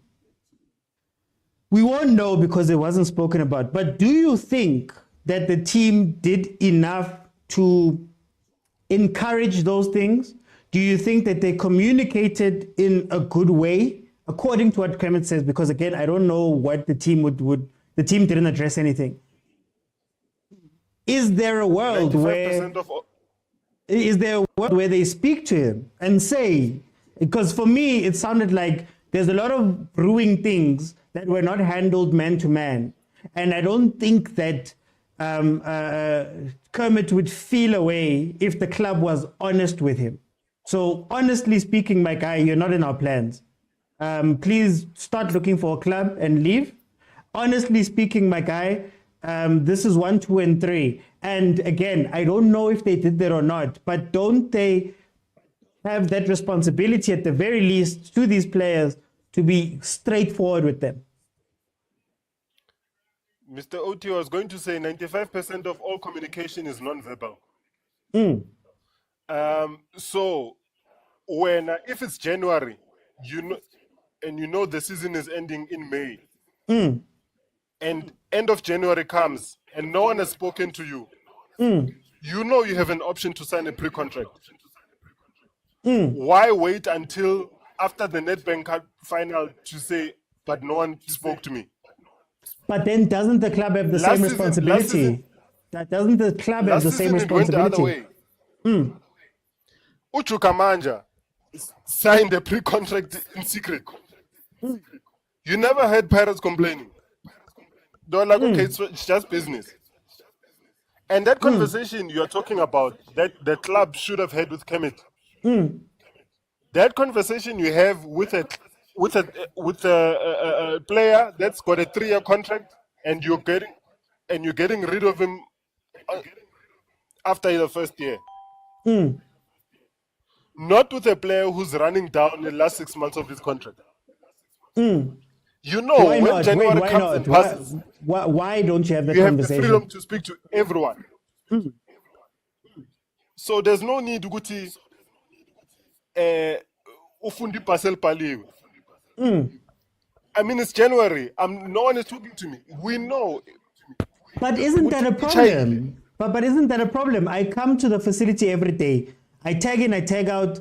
We sit and I don't know. I don't know what type of conversation they have, but I'm here every day, right? So I hear that from the Kermit side, you should ask the question. I agree with you, but I want to again. I'm separating Kermit, and I want to speak about how managements of the teams run. At some point, Nani as management, you've decided this a long time ago. So why is it so hard for a management member to come and say, Kermit, at beginning of the season, it doesn't even matter about the last 6 months. Beginning of the season, Kermit, you know what? We've got a 28-man squad. This is the priority list of the players. You just so happen to be at the bottom. Now, you can stay and try work towards this and try get into the team. But for now, we are not in this long term. We feel that 1, 2, 3, 4, 5. and then the season plays out. And if Kermit then, and I want to preface this by saying, I don't know what the team said to him, but 6 months in, you know that I've had the conversation. Aksi parcel paliwe, ipas vele that we knew about a long time ago that was there, that was parked, we parked it. We spoke to him, we got that out of the way. Isn't that, man, at the very least, decency from a club? I want to separate the two. No, Mr. OT, if you go to a learnership and there's 20 of you and the last day of the learnership comes, no one's spoken to you about a permanent job. You know. But there's an email. But there's an email. Isn't there an email where they say, I unfortunately, what? There's an email, but Mr. OT, now you must be prepared. You can see the signs. Forget about Kermit. Going back to what you said, why didn't they tell him a year before? It's because they were trying to give him a chance. The coach gave him a long run in the team. And guess what? He got injured. Now he's claiming Wuti people are pulling injuries out of the air. We all know Kermit has been injury prone for his entire career. So he knows Wuti is no longer an asset. Okay. He knows. So he should have prepared to be like, okay, who's going to take me in Cape Town? Or is Supersport still interested in me? He should have planned ahead. I mean, he's an experienced player. It's not like he's a 22-year-old, you know? Okay. He's been to Europe, he's been all over. Yeah. He's been to... he should have seen it coming, and he's had seen it with other players. For time's sake, I'm being reminded there in the comments, for time's sake, let me bring in Prasipo. Prasipo, welcome to the show. You've got 4 minutes. Tell me. You 4 minutes. Okay. I'll make an exception. We've still got some time. What are your general thoughts about the documentary? And then what caught your eye that you want to speak about? OT, I think the documentary is very good because some of us, we played soccer, so we know what happens in the field. So, but then many people don't know what happened there. I think it's eye-catching. It will educate people on that players, they are not always fighting, but they are always fighting for the team. So it's a great initiative. And remember, the television people will not cut the scene where it makes it interesting. So that the people looking, they can look forward to the next episode. So we cannot blame and say, it's reality TV. So they are going to show it. But I am disappointed with our management of football in South Africa. Why do we keep quiet for 6 months as a team? If I'm not going to keep you guys, tell you in January that your contract is ending, or even in March, your contract is ending in June. So we are not renewing the contract so that the player can look for opportunities. I think it's very immature of our football because look how Wangani Zungu was released at Sundowns. We can speak about many players who were told no. Sfiso Khanti is another example. Why not tell Sfiso Khanti in January that we are not renewing? I think we don't take our players serious. Our clubs don't take our players serious. Because we cannot condone this thing. Erasmus' episode was just emotional. Unfortunately, because they are running a television show, they had to show it. And as for the Lodge, parents cannot give Lodge a right of reply when Lodge is no longer part of the Buccaneers. It's a Buccaneers show. Yes, if Lodge was still at Pirates, he was going to be given a chance to reply. It's unfortunate, but then let's enjoy the modern football technology stuff. Well, okay, so let me play devil's advocate for the club. Yes. Everybody says you've got 6 months left with your contract. You can go and sign a pre-contract with somebody else. Should a club have to initiate, or does, as Usupa said before coming off, that you know the situation, you see ipasil paliwe, surely you should be trying to initiate these things. Yeah, it's both ways. The club and the player.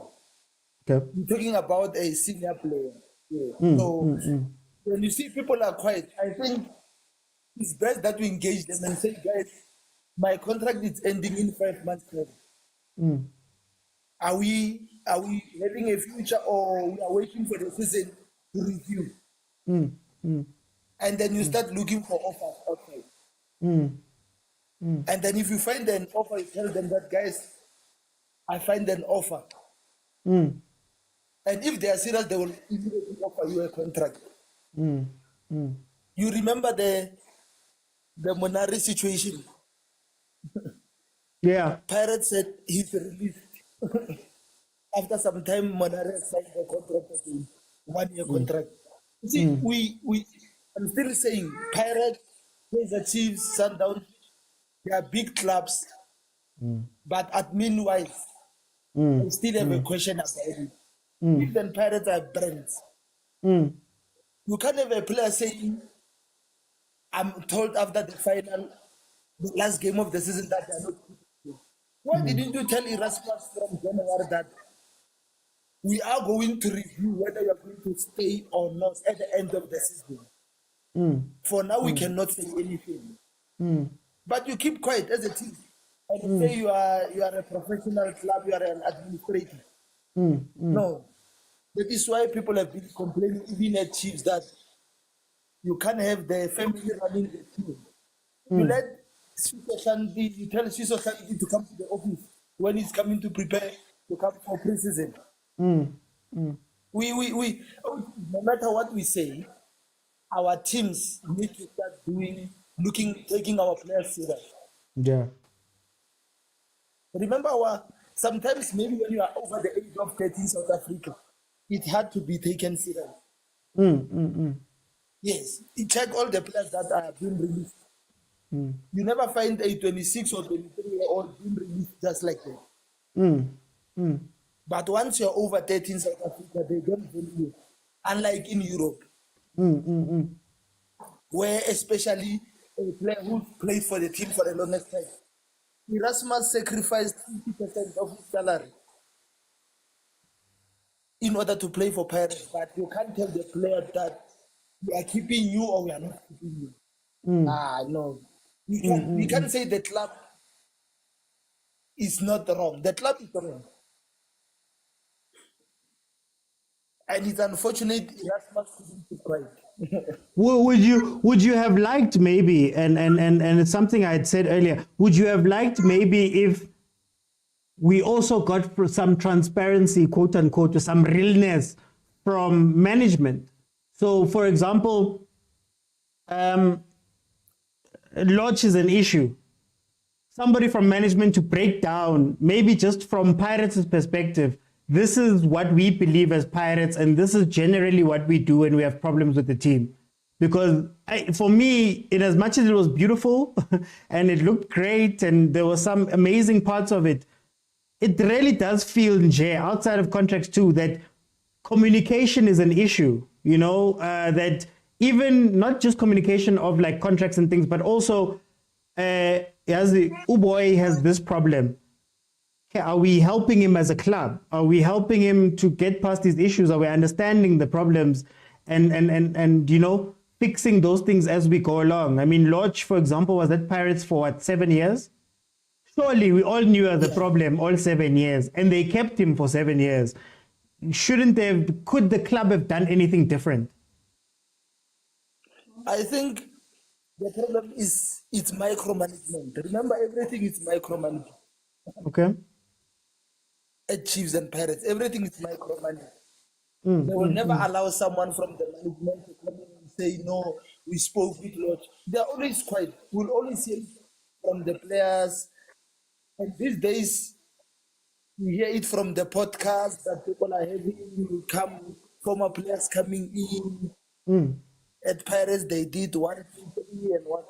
But the management, they are always screwed because they are micromanaged. Okay. They'll never come and explain why Lodge was really. But we saw it coming, the issue of Lodge. We saw it coming, that Lodge was going to leave. But management was not saying anything. And Could it that's what I'm be? saying. They don't respect the players. The Just clubs the don't last respect time. the players because yes. Could If it they be? respected the players, they were No, going no, to go come on, into go the on. media and say, no, we gave the player 1, 2, 3. Yeah. And we gave the player 1, 2, 3 option, even if they don't say the option. But the player decided to leave. Yeah. But when have you ever seen them done that? Yeah. Micromanagement. Could it, I just lastly, very quickly, could it be maybe that Lodge is one of your most, Lodge is one of your biggest superstars? Lodge is maybe giving you something in return in terms of the public. And maybe you're willing to put up with these things up until you weren't. Isn't that maybe a situation that we have to discuss about management? That maybe they knew about these problems, but they were like, hey, ulosh hamba. We'd much rather have them be unhappy. Could it be? Yeah, OT, I agree with you. PR is very important for clubs because it brings sponsorship. And a player like Lodge, who is famous and could be bringing some sponsors. So some clubs, they can keep a player because the player is bringing money. Okay. Do you think a team will release Messi because you are unhappy? No. Messi is bringing money to the club. Yeah, they might not say that this person is important because it's an asset, but I think that was the issue with Lodge. Maybe let's come with another point. Okay, thank you. For time's sake, let me bring in Indy. Indy, welcome to the show. How are you? I'm good. How are you? I'm good. Tell me, Indy, two things. What are your general thoughts, the documentary Pirates, and then was there anything that caught your eye? Yeah, for me, it's that part of Lodge. And another thing is Erasmus. Okay. But let me start with Lodge. Because there is a guy who was talking about Lodge wearing a Sundowns jersey long time ago. On that one, I would say, for me, I think Lodge exchange jerseys with Swane. That happens in football. And you'll wear any jersey of your friends, whoever they play for. That's my understanding, right? But with this thing that is coming up, that Lodge created some problems for Otto, it makes sense why they let him go. Because as you can hear that the players were divided. Others were with Lodge, others were with Otto. And I want to assume that one of the reasons some players didn't get the contracts, the senior players like Abu Ofori, your Vincent Pule, your Erasmus, maybe they were part of Lodge's group. We will never know the truth. Yeah. You understand?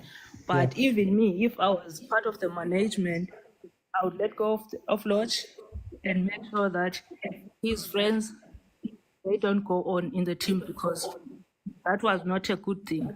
Yeah. You understand? Yes, we don't know his side of the story, but at this point, what we have heard, we can decide how we understand everything, you know.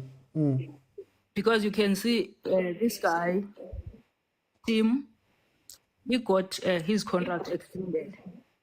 And if you see on those episodes at the changing room, when he was calming down, Kogi and Khanye, he showed leadership. You need players like that. You need players who say, now you are doing nonsense to teammates. So I recommend Pirates for getting rid of Lodge. And I want to believe that Lodge was not a bad player. he got this fame when he got a song. The attention he got. So it got to his head. And then he started to believe that actually I own this club. I must play every game. I don't play only when I'm injured. You understand? Forgetting that he just came from Mamelodi. And Paris created that brand that he is today. Yes, I don't want to believe that from the beginning. Pirates was holding on because Lodge was this superstar that they didn't want to get rid of, even if he was misbehaving. And remember the case of GBV, I think it came out in 2019 during COVID. And Pirates supported him at the court.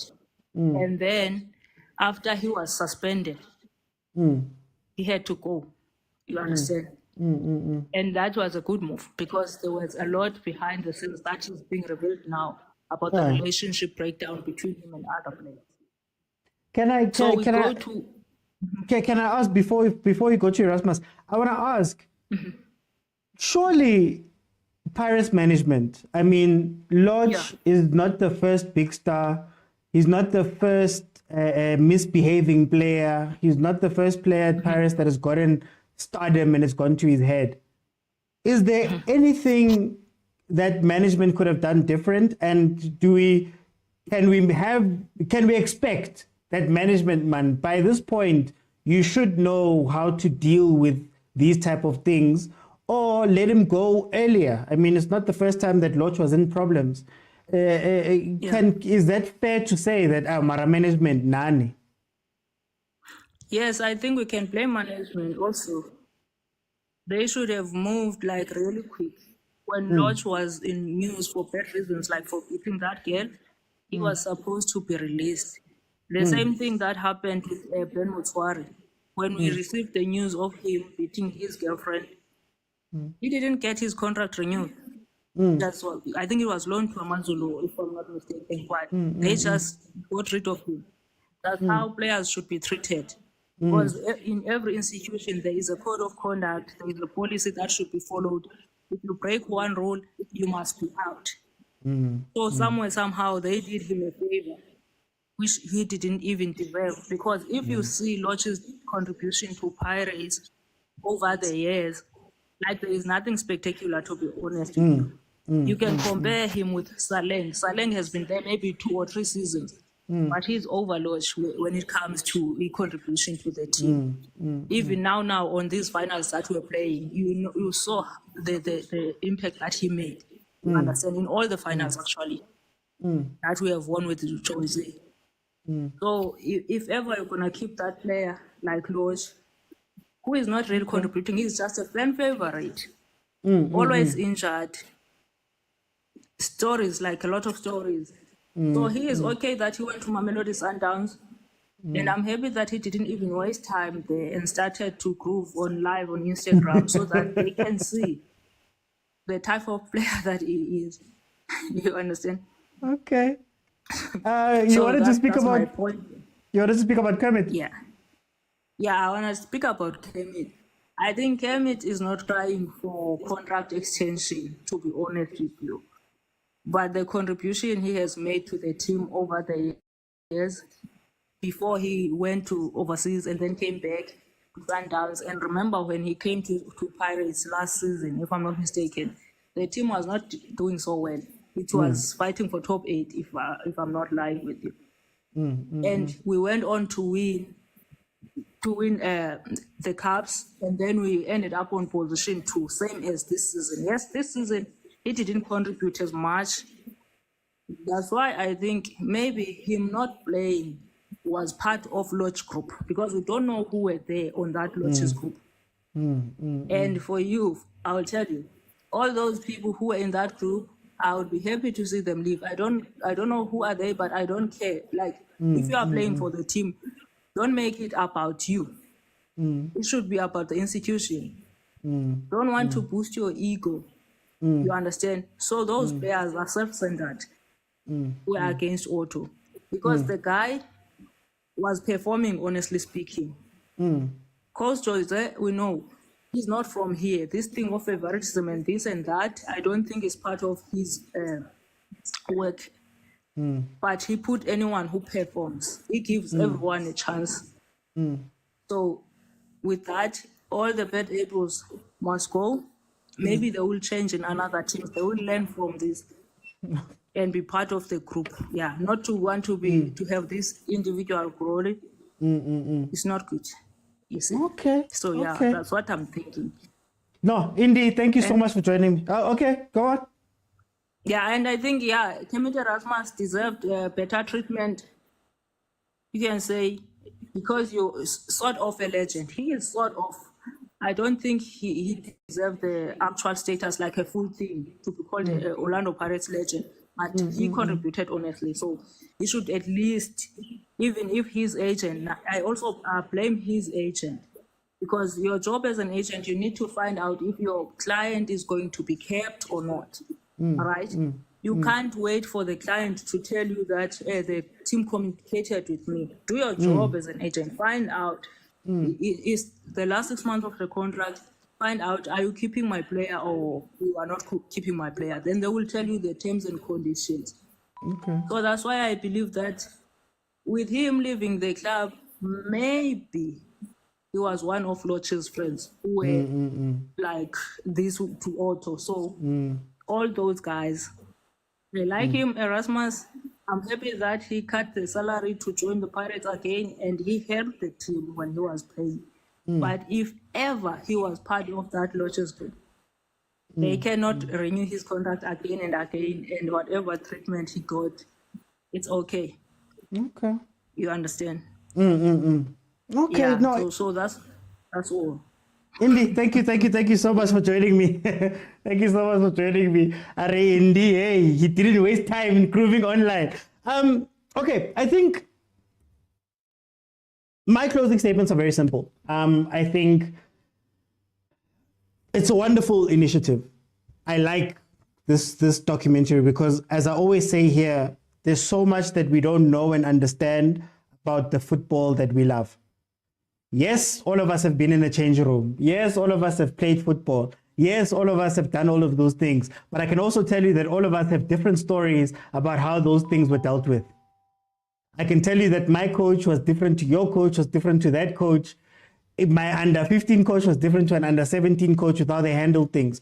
So it's very nice to actually know what your club is. The things that I struggle with, for me, is not necessarily whether this person was good or bad in the club or whether this person whatever. I struggle with, I feel like our football is lacking a bit of humanity in the way that we move, in the way that we do all of these things. Pirates could be well within their rights to talk about Lodge. Well within their rights. It's a dressing room situation and all of that stuff. But is it a good thing to talk about somebody else on that platform? Pella, this is not the Overthinking football show where Marco comes on and speaks about what happened. It's a Pirates production. It's a team in the league. So speaking about another team's player or another person and not having them be able to come in feels like me that it's an agenda point.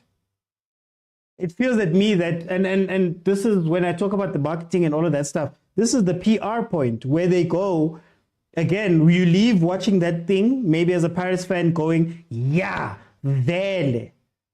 And now there's a unity based on having that enemy. But as a person, whether he's drank and did all of those things, I don't feel it's right to speak about somebody and not give them the right on that same platform to speak. Because there's 100,000 people that may watch this thing. There's 1 million people that may watch that thing on Supersport. I don't know when you go onto that platform whether every one of those people that watch those things said about you will be able to watch that thing or will even watch that or will even care. So that's where on my side, I sit on that side where it's like, I don't necessarily care what Lodge was or how he behaved and all of that stuff. it's a really bad thing to say. And if you look at the situation right there, there's an example here. That part was PR. That part was edited. Guys, do you know how many people that thing has to go through before it makes it to Supersport? Before it makes it to the official channel? So there's a lot of people that okayed parts. The other part was incredible. I watched Toki, I watched Thingy fight. I watched them fight. Do you know what happened after that? I watched Maswanganyi say, yeah, guys, you know, sometimes I struggle with 1, 2, and 3. You know, it was wrong for me to do X, Y, and Z. Right? I know it was wrong, but I get like this at times because of that. You understand him. He had a chance to make you understand him. Again, that benefits Pirates because you look at Tito a certain way. It doesn't benefit Lodge to look at him a certain. If only the fight came out, a lot of you here would probably be talking all about Tito a certain way. That was Tito. He messed up the team chemistry. He did 1, 2, and 3 and whatever. But now you left there going, oh wow, I understand him as a player. He's remorseful as a player. What if Lodge came out? What if Lodge was in that thing and Lodge said, how I acted was so bad. I am sorry about how I acted. I viewed this and this. I was jealous of Hoto because 1, 2, and 3. Do you know what you guys would be saying about Lodge today? Oh man, you know, at least he owned up to it. You'd look at him separately. That's the effect that would have. There's also a negative effect that could have, and you couldn't wish that on your enemy. On the King, on the Kermit one, again, also there, I feel as though it goes to team unity. Yes, I don't have to speak to you.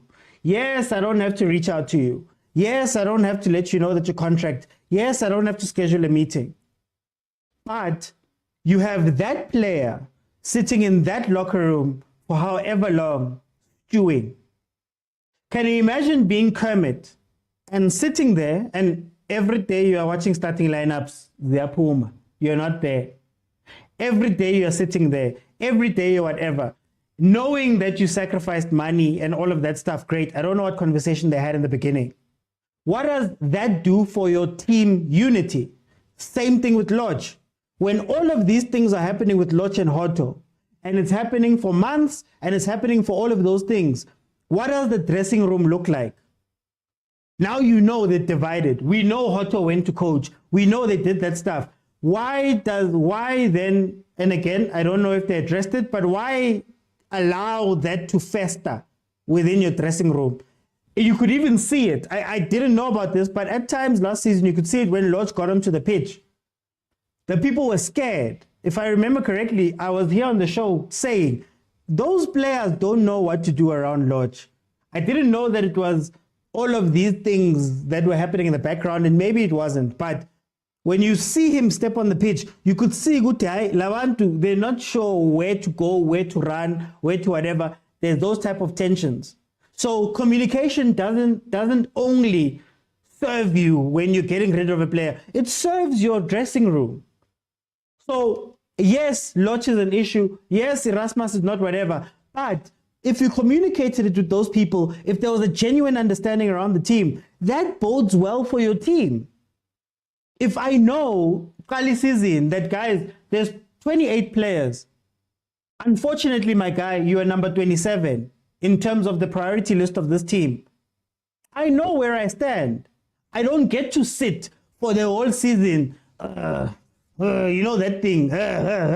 When it could have been solved very easily, and I know exactly, you know what, they were honest with me. If I get to the end of the season, I can't be angry because Ukosh Jose, Ukhes Pants Nami, and he said to me, my guy, unfortunately, I don't see your worth in the team right now, or you're just not in my plans. I want to play like this. You might not be part of my thing. Then you have a player that understands their plays. Last 6 months going into contract talks, yes, it's very easy for us to say, yeah, you're meant to sign the pre-contract. Yeah, you're meant to do all of those things. Great. But at the end of the day, he's sitting right there every day. You get up, you drive to work, you do this. Every day, clearly, you feel a certain way about it. How does that affect training? How does that affect the conversations you have with the rest of your teammates? How does it affect how you act and any of that stuff? These things are important. It's not, and we know this, guys. All of us have had jobs where your manager's the worst person in the world.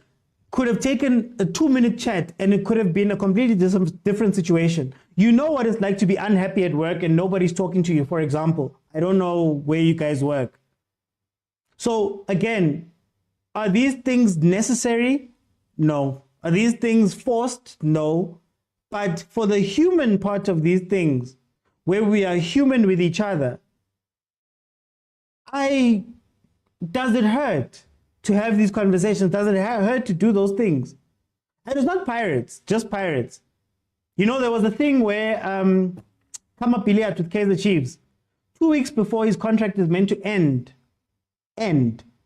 Chief says, gives him a contract offer. And he goes, fam, me, I've been waiting 6 months. I'm not doing this.